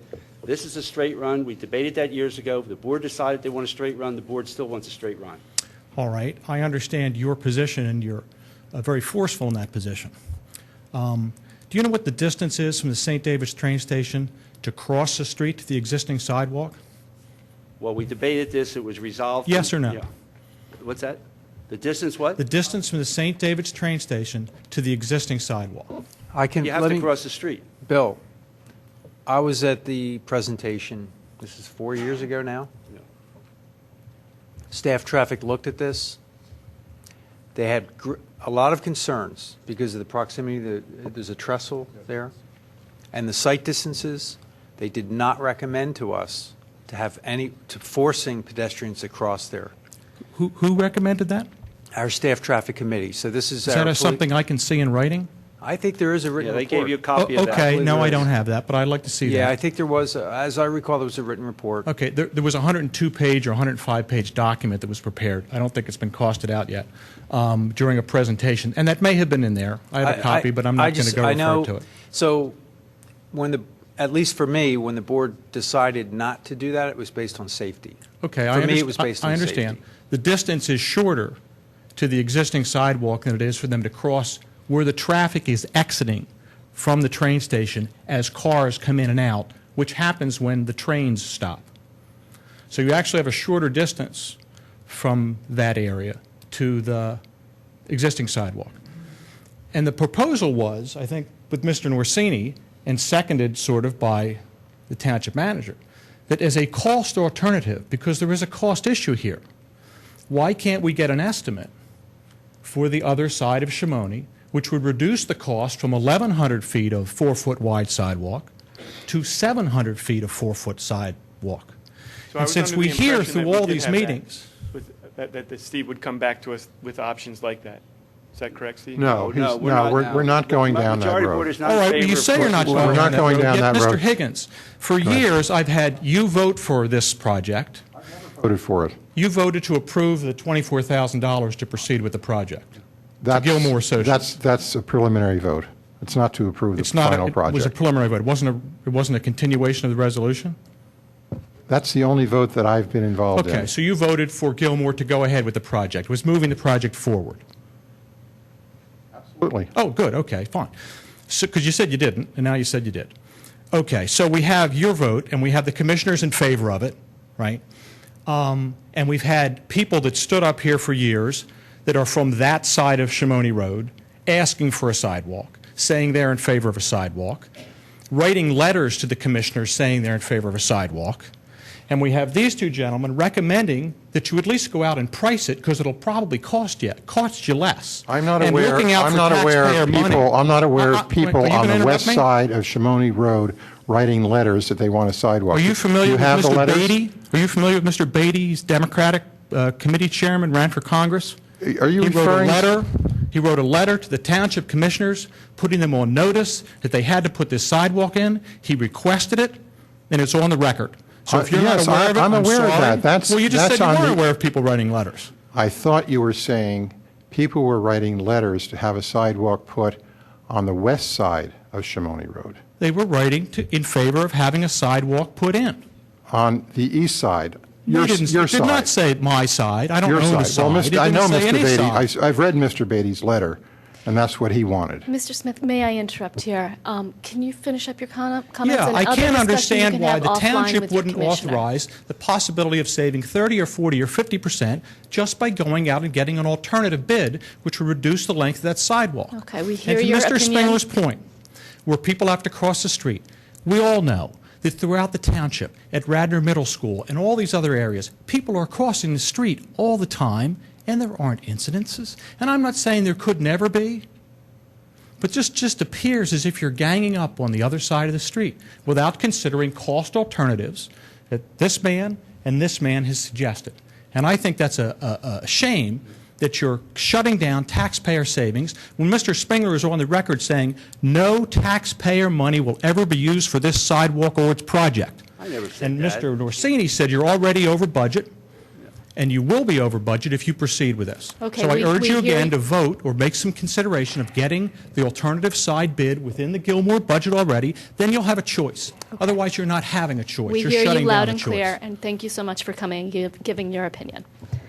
Okay, next on the agenda, we have Resolution 2013-11. Yes, 2013-11 is a resolution to approve the construction of stream improvement at 210 Gulf Creek Road for Mr. James Summers.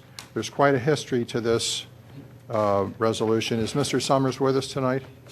Thank you.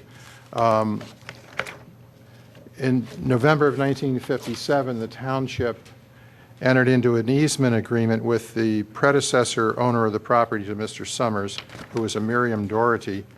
And under the terms of that easement, as our staff has told us, Mrs. Doherty agreed to allow a sewer pipe to be constructed and to operate across her property, and in return for that, the township agreed to maintain the stream bank at her property. And what has happened since 1957 is a lot of things.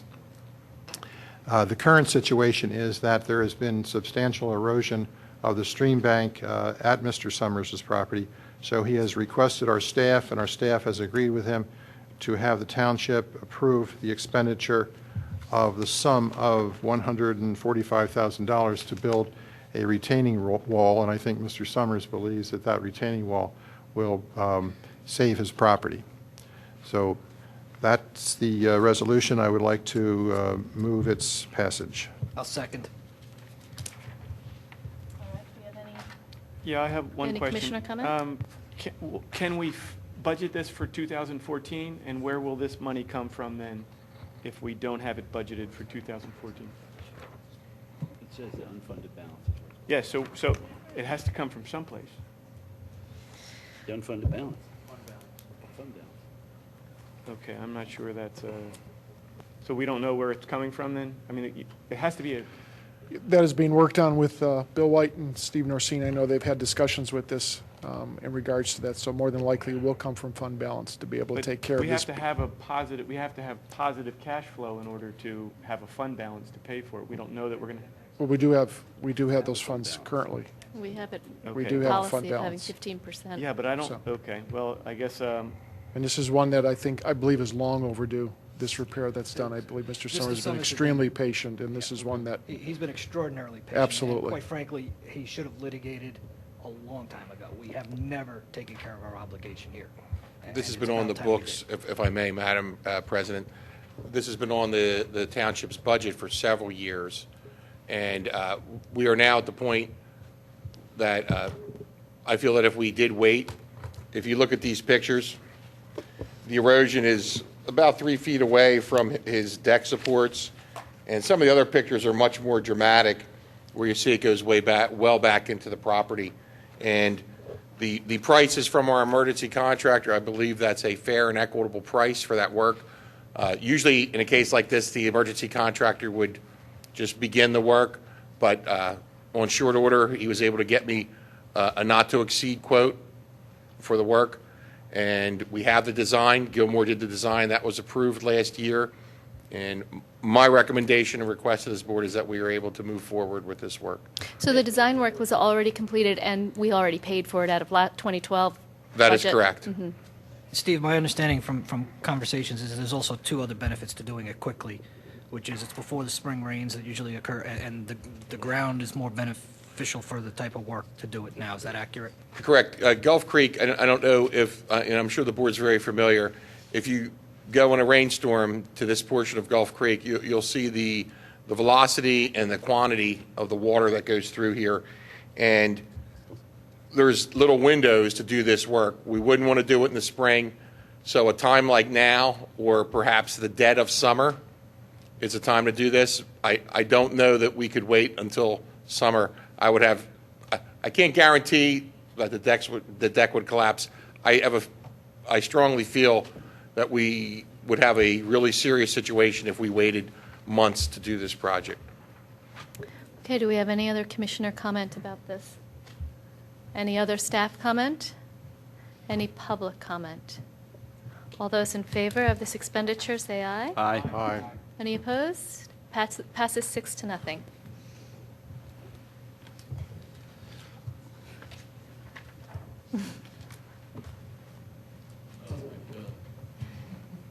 The work's not done yet, Jim. It's been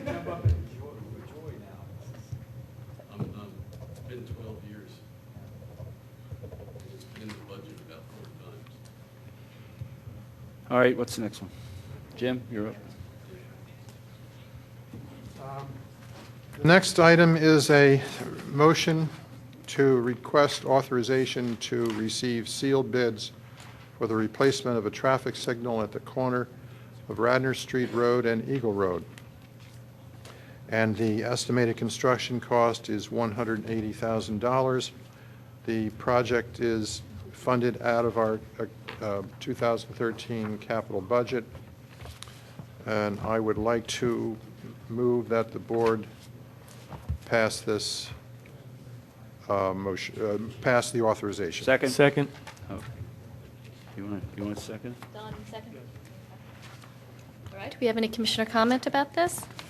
I would only say that this is an example of the state of Pennsylvania passing the buck to the municipalities in the Commonwealth for the replacement or repair or maintenance of signals that are their responsibility. But under state law, the responsibility has devolved upon us. Just one thing on that one, Steve. Yes, sir. And I mentioned in the past, that's one of the intersections where the box doesn't pick up motorcycles. So if there's something you could do to address that, you shouldn't incur any additional expense. No. But if there's something you could do to correct that problem, I'd And appreciate it. I just want to point out, I think our traffic engineer did a very fine job of some engineering economy. The 2 poles were replaced with one large one. So there's only one that has to be mounted, and all in all, I think it'll be a very good signal for that intersection, and we desperately need to replace the existing pole that's there.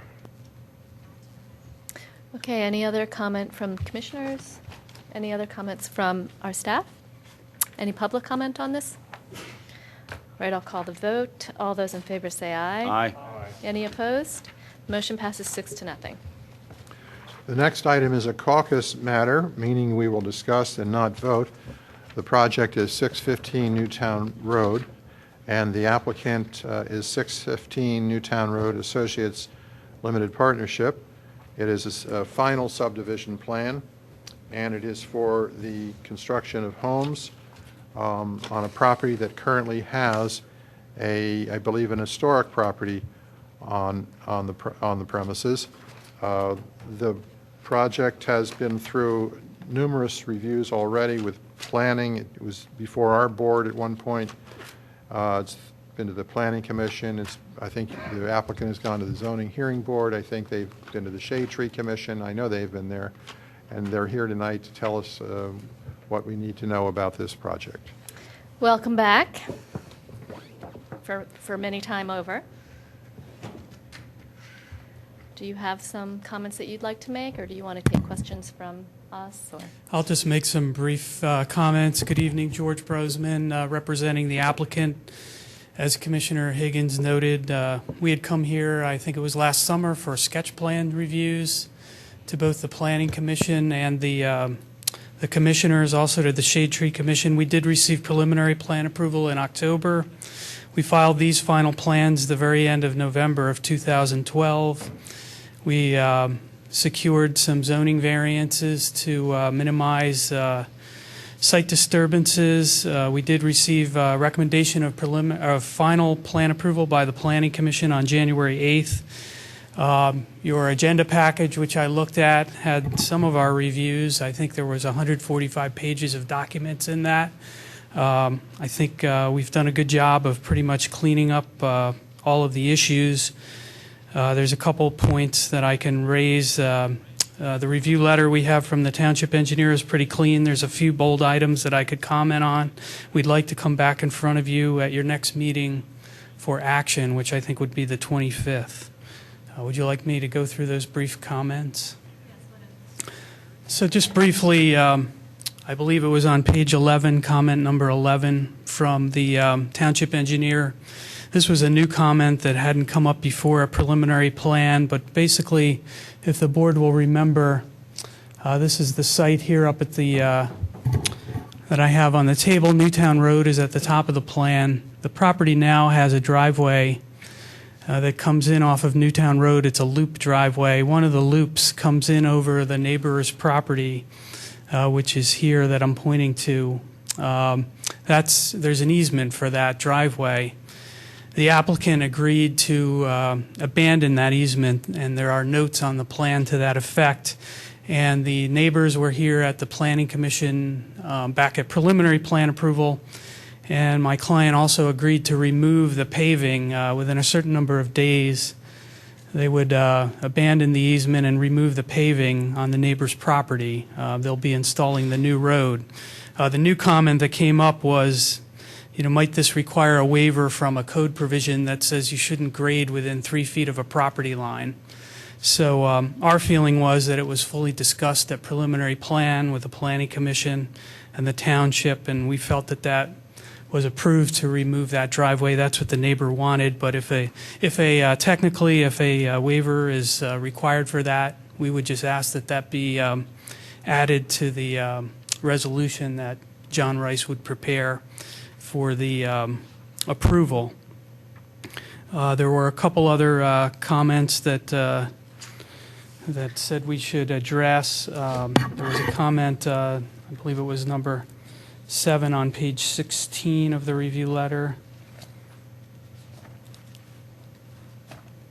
which was having to do with the site distance for the proposed road. Newtown Road is a state road, so it requires a PennDOT permit. The applicants have applied for that PennDOT permit. We believe it'll be forthcoming. It was noted, and I'm told by our engineer, that PennDOT has been out twice and has no problem with the site distance. We provide for the desirable site distance. I'm told that there's a bush in the right-of-way for the Newtown Road that may need to be trimmed to enhance the site distance. I just wanted to point out that it's our belief that the comment here mentions that an easement might be needed from the neighbor. It's our position that that's in the right-of-way for the road, so no easement would be required for that. So we feel we'll be able to trim the bush, and that's what PennDOT wants. Page 17, number 10, there was a comment that we should discuss with the commissioners, the police department had recommended that we consider streetlights for the proposed cul-de-sac. I don't believe that's an ordinance requirement, and I have seen an email from Lieutenant Block that says he's okay with the plan. I believe my clients are probably going to put streetlights there. They're going to do attractive looking lamps. So I just wanted to address that. And then I think there was a comment, number 19, on page 19. There was some comment in the Delaware County Planning Commission review that something about the plan did not comply. We had reviewed that with Kevin Kachansky, and we believe the plan does comply. So that was everything I wanted to highlight. I know there may have also been some questions about what we call proposed Lot 9 across Sproul Road. That was discussed at the Planning Commission on January 8th. We discussed it with the board. I think during the preliminary plan process, we offered it for dedication to the township. We got feedback from the commissioners that the commissioners would not be interested in that, accepting dedication. If anything has changed about that, my clients are still willing, but we're proceeding under the assumption that the township is not interested. I did write a letter to the Radnor Conservancy. I have copies here if anybody would like to see it, where we have offered to donate that to them, subject to a couple of things. One, that we agreed with the township to dedicate additional right-of-way along Sproul Road, that there's a township sewer easement on the property, and that we did agree with the Planning Commission that before the property was transferred, or even if it is not transferred, it will be subject to a deed restriction prohibiting future residential development, and that will be prepared before the plan is recorded and reviewed with John Rice, as well as George, how about non-residential development? I mean, why? We did this. We discussed that at the Planning Commission. We don't want to agree to that at this time. If the township is concerned about that, I would suggest you accept our offer of dedication, and then you'll control it. It is subject to floodplain. We're not trying to develop it, but we're trying to enhance our ability to transfer it, and we're afraid if we put every possible restriction on it, nobody will take it. Even with the Conservancy, if the Conservancy's interested and we don't know, maybe they'll want to put a trail along the creek. Maybe they would want to put a gravel parking area. Maybe Is this lot 9 you're referring to? It's Lot 9, yes. It's a lot that's on the other side of Sproul Road. We don't think it'll have much of a connection to the residents that we have. It's just always been a part of this tract, and it's something we have to deal with. You don't show Conestoga. Is Conestoga Road out of the picture here? Yes. I'm trying to get my bearings. We don't abut that, but Newtown Road is on the top. If you continue in this direction here, off the table, you would come to Conestoga. Yeah. Conestoga intersects also with Sproul Road down this way. And Chandler is at the bottom, isn't it? Chandler's over here, yes. Yeah, here's an aerial that Pat Stewart just put up. So here's Conestoga Road down here, the blue route.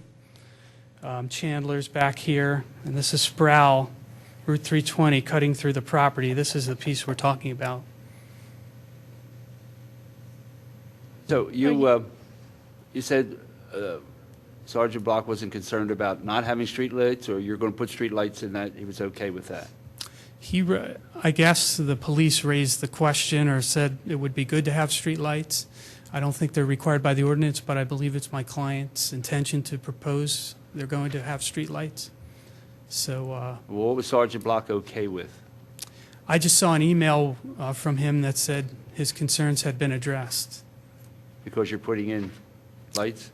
I'm not sure what he was responding to. Okay, and then you're going to go in the easement and remove the roadway, the driveway that comes in now, and you're going to replace that with grass? Yes. And you're going to trim the bush? Yes. And you're working with the neighbor and all that? Yeah, well, the bush is in the PennDOT right-of-way. No, I understand that, but you're going to tell them you're going to trim the bush that's in the right-of-way, and you're requested to do that. I don't think. Yeah, we have a very good relationship with that I know. neighbor, so that won't be a problem, we don't Okay, think. all right, fine, thank you. You're welcome. Hey, were you finished with your Yes. things you wanted to bring up?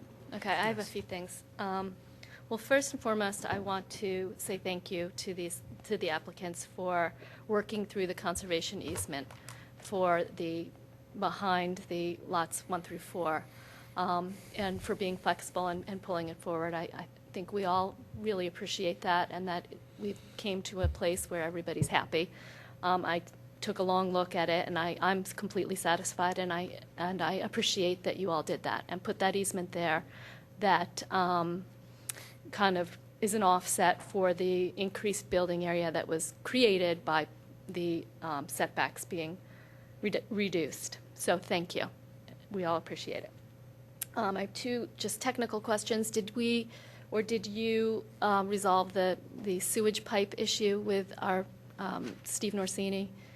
We haven't resolved it yet, Okay. but as I would suspect that John Rice will write it up, that there's language in here that we would inspect the pipe, and we would have to resolve it with Mr. Norsini of whether it should be replaced So or not. you'll take as the Planning Commission recommended it? Right. That you will inspect it, and then he has to sign off on it? Yes, we're Okay. okay with that. Okay. The waiver that you're talking about for the grading within 3 feet, do you have an opinion on that, Kevin? No, I think if part of the agreement to remove the existing improvements and those improvements go across the property line, that makes sense, although I would probably condition upon the specific location and property line so that we're not encroaching in other areas along the property line within the 3 feet. Okay, but you don't see any reason why that would create any kind of deleterious effect, or? No. No, okay. All right, and then my last comment is about the Lot 9. I listened very carefully to the Planning Commission deliberations, and they were concerned, and I am concerned about, not just about a residential unit going on that Lot 9, but also for the same reasons we would be concerned about a residential unit, about really any impervious coverage going there. I completely understand your reasoning for wanting to, not wanting to designate it as open space so that you have no problem transferring it.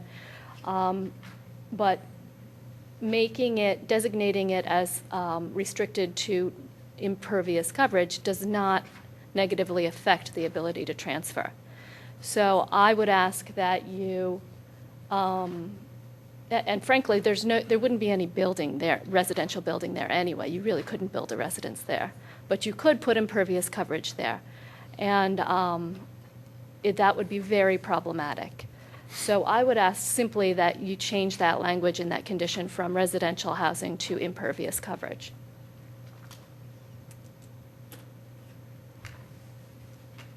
And that's it. Those are my comments.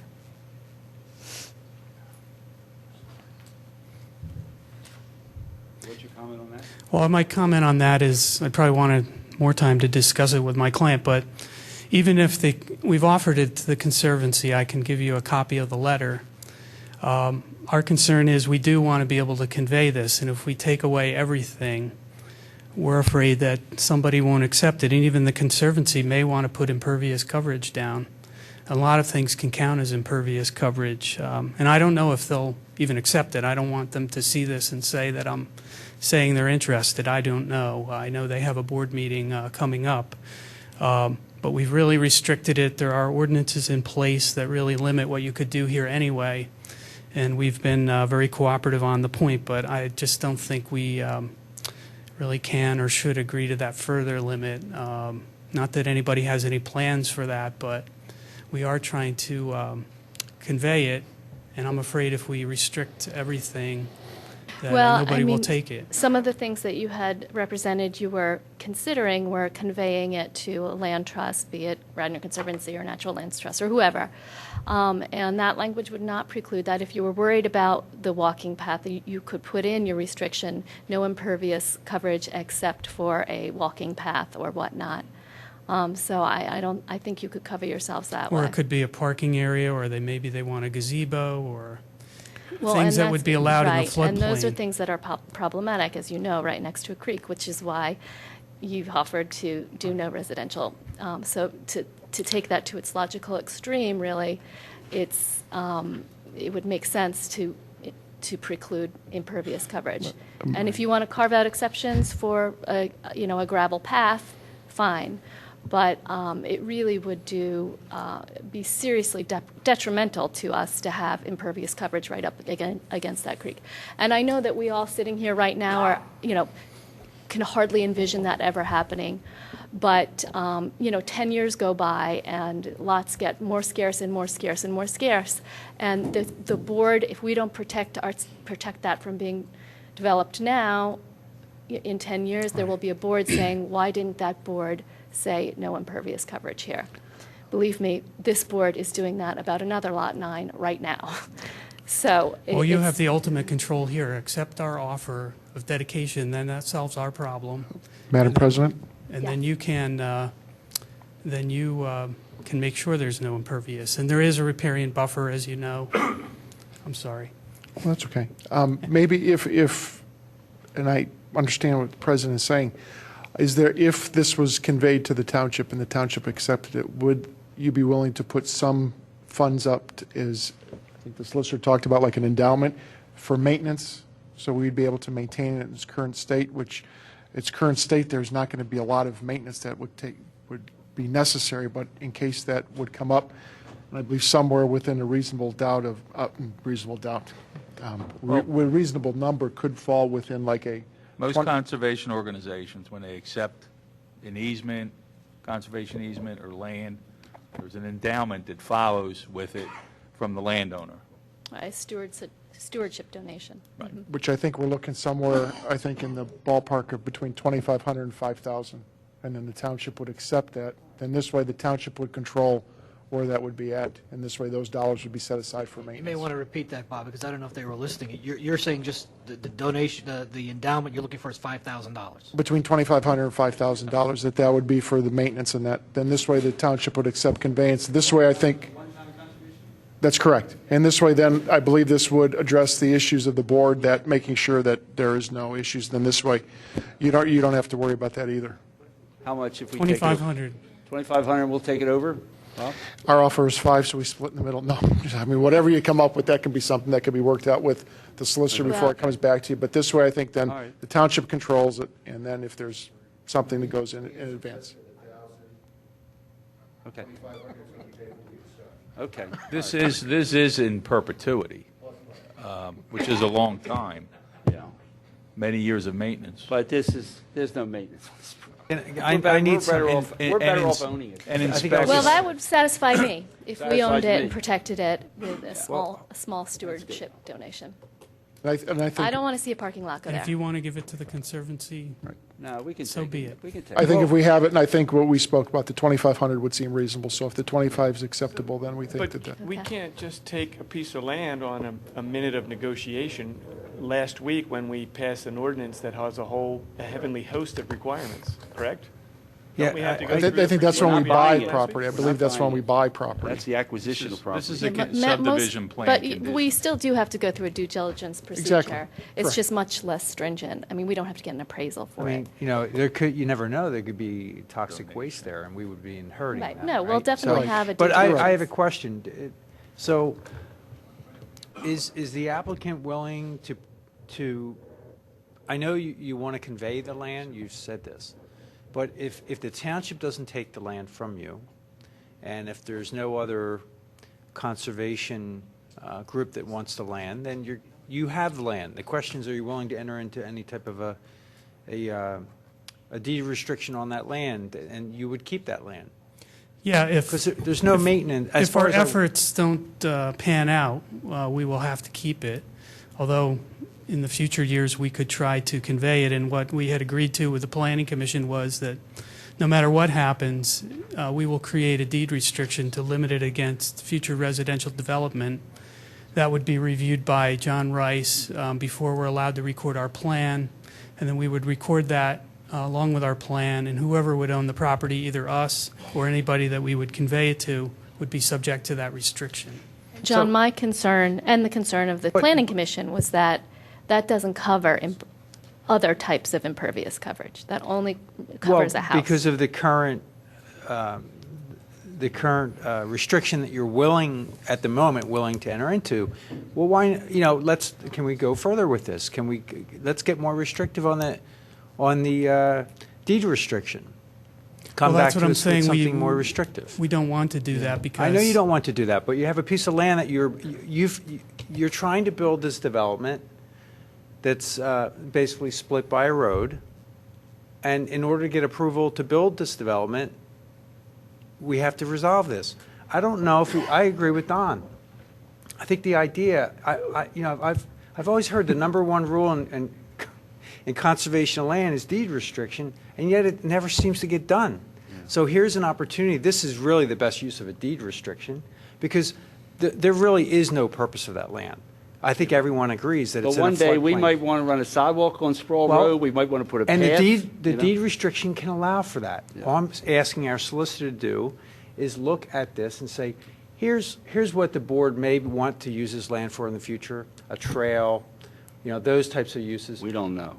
I'm just saying, but make it simple. Do you get any but kind of restrict the additional land. benefit from like a And don't allow anything but. donation if it's us versus a deed restriction? Because honestly, I really don't think we should take on more land at this point. I don't think we should. Well, for $2,500, I'm ready to vote to take Now, on and more land. Bill, with all fairness, what sounds like a great deal probably isn't.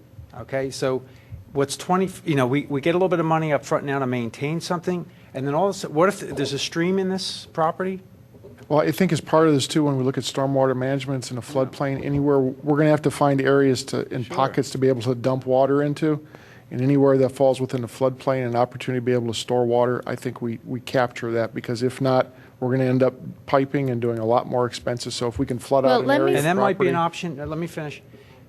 The deed restriction could allow for that, and we could take it on later. But Not if the we don't point own is, it, not if we don't own it. hang on.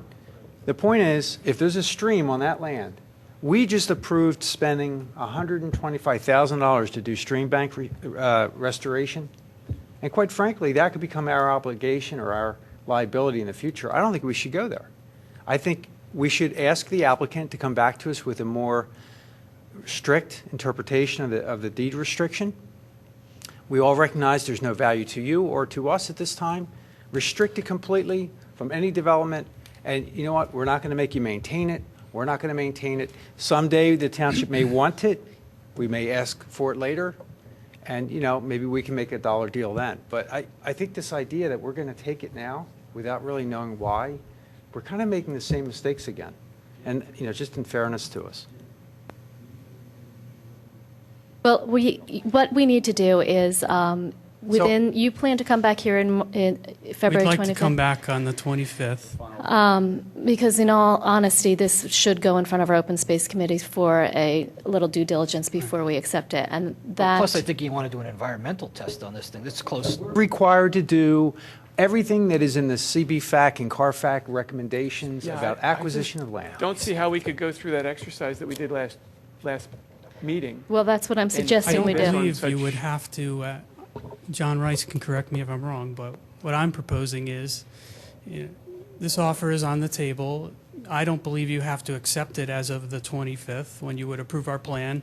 We're happy to document that we've made this offer, and we can give you a certain time whether to accept. We don't want that to hold up our approval. You can do all the due diligence you want within a reasonable time. We'll come up with a period. And if you don't want it, we'll continue our efforts with the Conservancy and otherwise.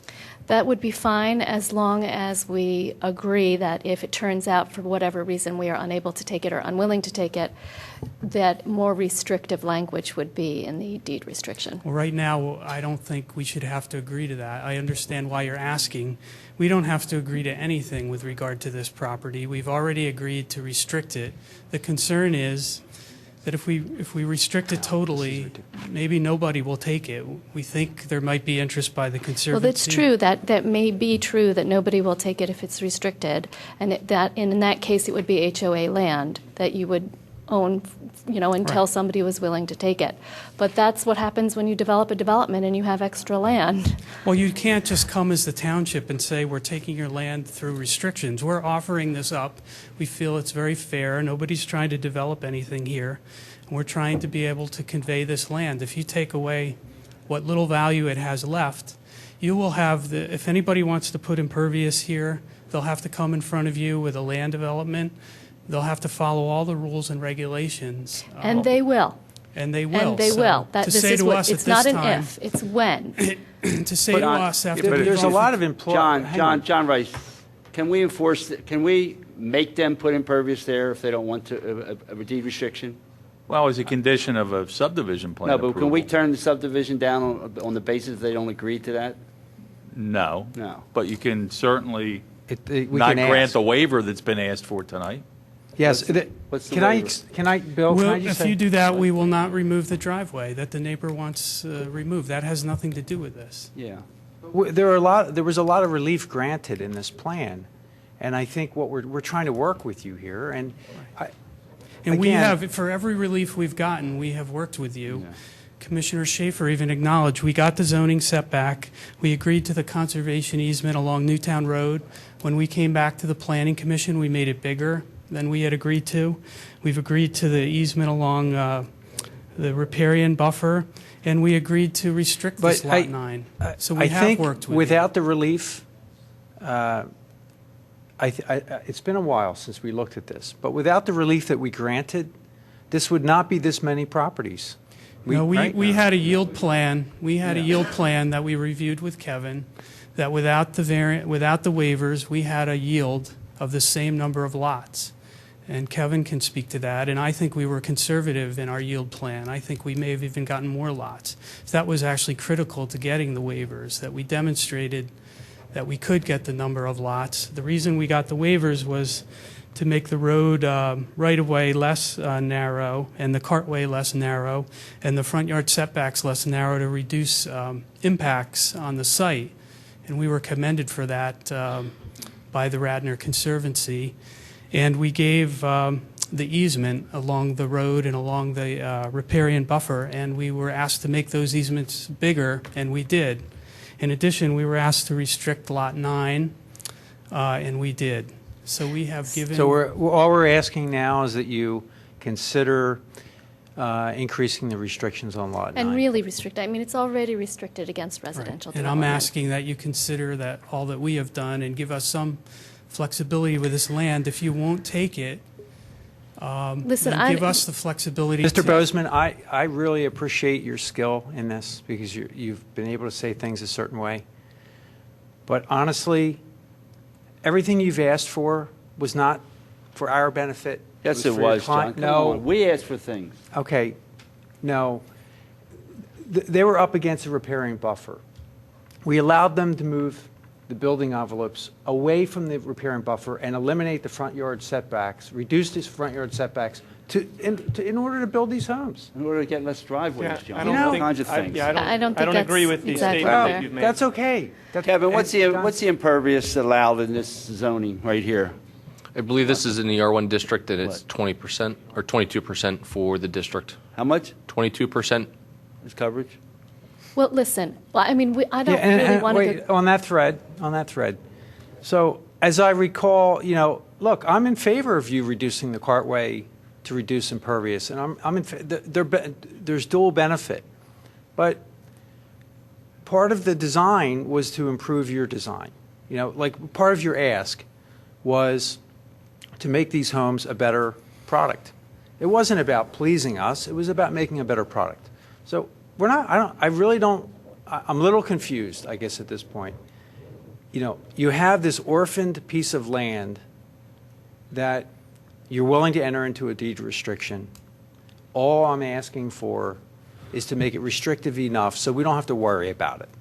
That's all. Yeah, we And just I think just you're wanna- going too far. if I may. Well, then you can, George, throughout this entire process, up until January 8th, it had open space on it. That did not. Or It up had it until on at one some point. submission. Right, so we It are did not we on were- the preliminary plan that was approved. Well, that's how it was represented, as open space. So I was under the impression that it was going to be open space or given to the township. So now we find ourselves in a position where we have this piece of land, the open space has been taken off, which I completely understand because it would preclude you from transferring it. And I understand that completely. But since you've taken off the open space designation, now it's susceptible to development. And no one's saying it's going to be developed right now, but it will. And it's incumbent upon us, at least for me, who was under the impression that this would be open space, to make sure it is. Well, if I could address that. On our preliminary plan, we were asked specifically by the Township Planning Commission to make it a separate lot, and it was not designated as open space on that lot. That was a separate lot. For the final plan submission, our engineer noted it as open space, and we explained to the Planning Commission that it was not open space under the ordinance, which precluded it from being conveyed. So when you approved it at preliminary plan, it was not called open space. We were asked to make it a separate lot, and well, making it a separate lot and calling it open space are two different things. But the approved plan, it was a separate lot. It's never been approved to be open space, and we discussed it thoroughly with the Planning Commission, and we came to this compromise, as we had with all the other points, that, okay, we would restrict it against further residential subdivision. That was our thought, that's what we're doing, a residential subdivision. We're not trying to put another house here, so that's what we were comfortable doing. If the township was not comfortable with that in any way, that's how we got into the discussion, then, well, you take it, and then you can fully control it. I just don't want to restrict it so far that either in the next couple months they can't convey it, or in a couple of years. They're also thinking about possible tax deductions, and if we basically take away all possible rights with regard to the property, then it's completely valueless. You're taking away the value of this piece of property, which I concede is not very much. A tax deduction on the difference between whether you can put gravel on it or not is not going to mean anything to your clients. Well, our real interest, as I said, is we want to convey this, and we've offered to the township. If the township doesn't want it, we understand. But, you know, we have compromised, and we just don't want to put so many restrictions on it. We're never going to be able to transfer it. Well, I'm intrigued by the possibility of us taking it with a stewardship donation, and I'm willing to bring it to the Open Space Committee and have a due diligence put on it. That would be a happy ending if that happened. I am worried if for whatever reason that committee, I don't control what comes out of that committee. That committee turns it down. Then we're back where we started and putting that piece of very sensitive land at risk. Can I ask also, who will pay for the environmental studies that we need to do on the land, and the surveying and everything else that we need to do? So I don't have the due diligence punch list, but it's not free to do these things. So would the applicant be willing to pay for those studies when we convey the land? No, we've offered the $2,500. You know, we're giving away a piece of land that I hear is environmentally sensitive and may have value to the township for a public purpose. So, Steve Narsini, we're talking about Lot 9. We're talking about, we have a new process here in the township. We've passed it was a resolution on the acquisition of land. And under that, you know, under the due diligence punch list, we're required to do an environmental study of land. What do we expect to pay for that due diligence if we were to, you know, if they were to convey this land to us, if we were to accept this land? In our due diligence process, we have to review the land, we have to look at the land. What do we expect that to cost us? Well, and again, I apologize for being out of the room. Okay. The first thing is usually a phase one, and that's a tabletop exercise from an environmental standpoint. Has that been done on the property?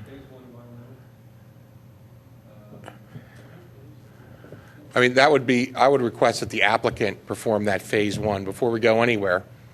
And then that determines which way you may or may not have to go from there.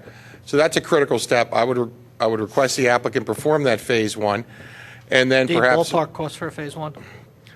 I don't know. And I don't know if you can, I don't have a cost for that. But I think that's a starting point. And we know there's a sewer line, right, that goes into that property. And with that line that comes across, there may be some work that is done onto that property. It may, based upon the televising, I don't know what the outcome of that will be. There are ways to replace pipe in place. Maybe that can be done. Maybe it doesn't need it. I'm doubting that. But sometimes you have to cut and cover. You have to replace a pipe. So I think there's a few things that need to be discussed here. I would start with that phase one. We can walk that property. If, Commissioner Fisher brought up the idea of, is that stream impaired? Is there possible future costs?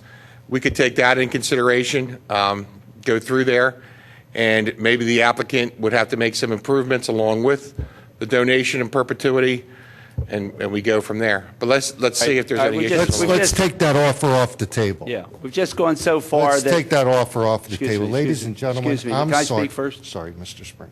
They offered to give us a property, and now we have a restriction. So you shouldn't give us the property. We should just move forward with the subdivision, and then you go ahead and dispose of that property the way you want. Thank you. And we're spending hours doing this. They came in with a good plan. They agreed to everything. At the last minute now, we want to they can't build a house there. They can't build anything there. So it's their property. Let them worry about it. Let them dispose it. Why you want to make the whole thing so it's not impervious? No one can do anything there. Elaine, you're just... Absolutely not true. I guarantee you, if we do not do something, if we do not protect this now, there is a parking lot there within the next 10 years. Guarantee it.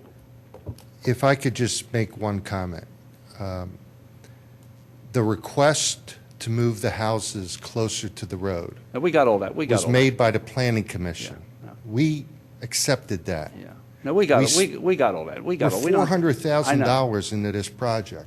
And every time we agree with something you ask us to do, it's like, okay, we got that. Let's get some more out of them. All right, Let's squeeze some Can you blood agree out. that it won't be a parking lot? This is going too far, Mr. Fisher. No, well, I'm sorry. Yeah. But Yeah. you can only take so much. I'm sorry, but we face developers every day here, and when you do saldo, it's never cheap, but you have to do it right. Moving away from a stream is not the nice thing to do. It's necessary to do. I don't think it has anything with moving away from the stream. I just think every time we give, you ask for more. Well, we've debated this a long time now. This is final approval.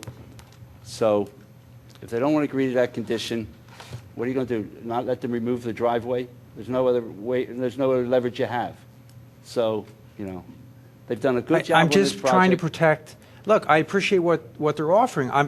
Look, I don't realize how sensitive they are to this, but when someone tells me they're willing to enter into a deed restriction, I assume their heart is in the same place as our heart. Okay, our heart is to preserve that land. Okay, and if the deed restriction doesn't do that, then it's worthless to us as a township, and we have to take into account the true cost of taking on this land. Bill, I appreciate where you're at. Land. Bill, we have. We're not cost- taking on the land, John. That's done. Okay, but the point is that we have to look at the cost of acquiring land. It's nice to say I'll take it, and We're not taking that land. It's off the table. They're not giving it But to Bill, us, so forget it. $2,500 again. If it sounds It's too over, good to John. be true, That's it over. is. What are we talking about that for? Okay. All right. it's Well, over, we're it's not over. voting on anything tonight, and we'll perhaps have some conversations offline and maybe have. I would ask that Reach John some Rice, consensus. John, could you reach out to this applicant and see what they would like to do? Again, you can do whatever you'd like to do. Well, I'll talk to Mr. Brosman again between now I appreciate it. and February 25th. I mean, I heard an offer to do something, and from my impression is they're trying to protect a potential tax deduction. So that's only to a handful of entities. I don't think it would be to the swim club. So maybe there's some way to protect this going forward. We have a basic restriction, and then depending on what they intend to do with that ultimately. But I'll talk to Mr. Brosman. You will have a resolution for your meeting in 2 weeks that'll have something hopefully that we can agree to in there. Okay. Madam President, I'd like to just remind everybody that there's a typographical error in the summary sheet. The 90-day MPC clock is not April 8th. It is in March prior to your first board meeting. So your February 25th meeting will be the last opportunity unless the applicant grants us an extension to act on this plan. Okay, so that was it for Public Works and Engineering. Personnel and Administration, Commissioner Fisher, you have anything? No report? Parks and Recreation, Commissioner Nagel's not here, and there is nothing on the agenda. Public Health, again, Commissioner Nagel's not here, but nothing on the agenda. Public Safety, There's anything? nothing on the agenda. Library, Commissioner Higgins? Nothing tonight. Okay, and that brings us to old business. I have a matter of old business. It's quite old. It has to do with the Rite Aid property development at the corner of Lancaster Avenue and North Aberdeen Avenue. I had a constituent ask about the traffic flow out of the property once it's all completed. The constituent is concerned that an already congested pathway south on North Aberdeen Avenue going to the traffic signal at Lancaster will be aggravated by cars exiting the Rite Aid property after it's developed and finished, again onto North Aberdeen Avenue. You'll have a lot of backup in the parking lot itself from Rite Aid, and then once those cars get onto North Aberdeen Avenue, you will have a backup waiting for the traffic signal to turn. So I asked Kevin Kachansky, our Director of Community Development, what he knew about the configuration of the driveway, and he referred me to our Director of Public Works. And I don't know if, Steve, you've had a chance to look into this or not. There is an exit out onto North Aberdeen, and the majority of that plan, the majority of the reviews for traffic, stormwater, and all that were done probably pretty early on. I think Gilmore did some near the end, but the basic layout was determined at that point.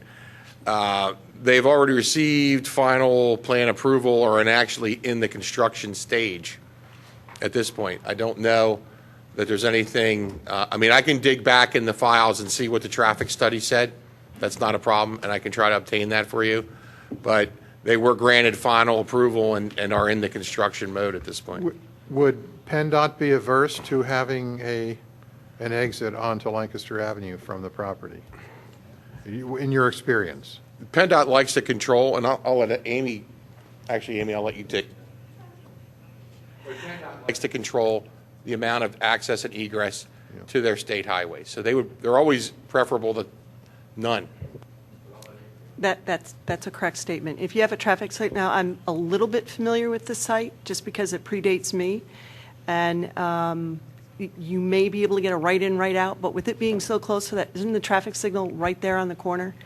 It's very unlikely that PennDOT would allow full movement in or out off of Lancaster Avenue and would require patrons to come out to the traffic signal to make their lefts.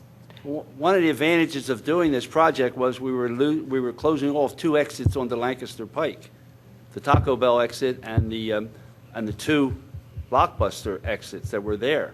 So that was one of the pluses of this, because it's dangerous. It's safer for people to go out to a traffic light, and they do have the exit on Lancaster Pike on the road that goes into the township, Cromer Road. They can go out that way, but it's better for people to exit at a traffic light. It's safer. Will there be a Cromer Road exit? Yeah. Yes, there right is. there. You come right out Cromer Road. There's an exit onto Cromer Road. My recollection is whatever we decided, there was a lot of discussion about it. There was a lot of compromise, and what we picked was what we decided was best, not what was perfect, or everybody had discomfort with it, but it was what we decided after a very long, thoughtful process. Well, there's already a lot of backup on Aberdeen, and I don't like the prospect of it getting significantly worse, and I think it will get significantly worse with this exit. Do you see any other solutions? Is Cromer Road I think if you're going to head westbound on State Route 30, Cromer Road would be the best avenue to take, because you could just proceed out of the right lane. But if you're going to go eastbound or go on Aberdeen, then obviously the Aberdeen exit would be the most appropriate. Steve, if memory serves me correctly, that the exit that comes out onto Aberdeen is an existing exit now. They're just making it slightly wider to accommodate the entrance requirements of the subdivision land development ordinance. So that exit is there now and had always functioned. And the general thought is if you're going from two businesses that were utilizing that exit to one, that the traffic should be less. There's only Taco Bell exited there, not Blockbuster. Okay. Any other Thank you. old business? Any new business? Any public participation? Would someone like to move to adjourn? Move we adjourn? All right, all in favor? Second? Aye. Aye.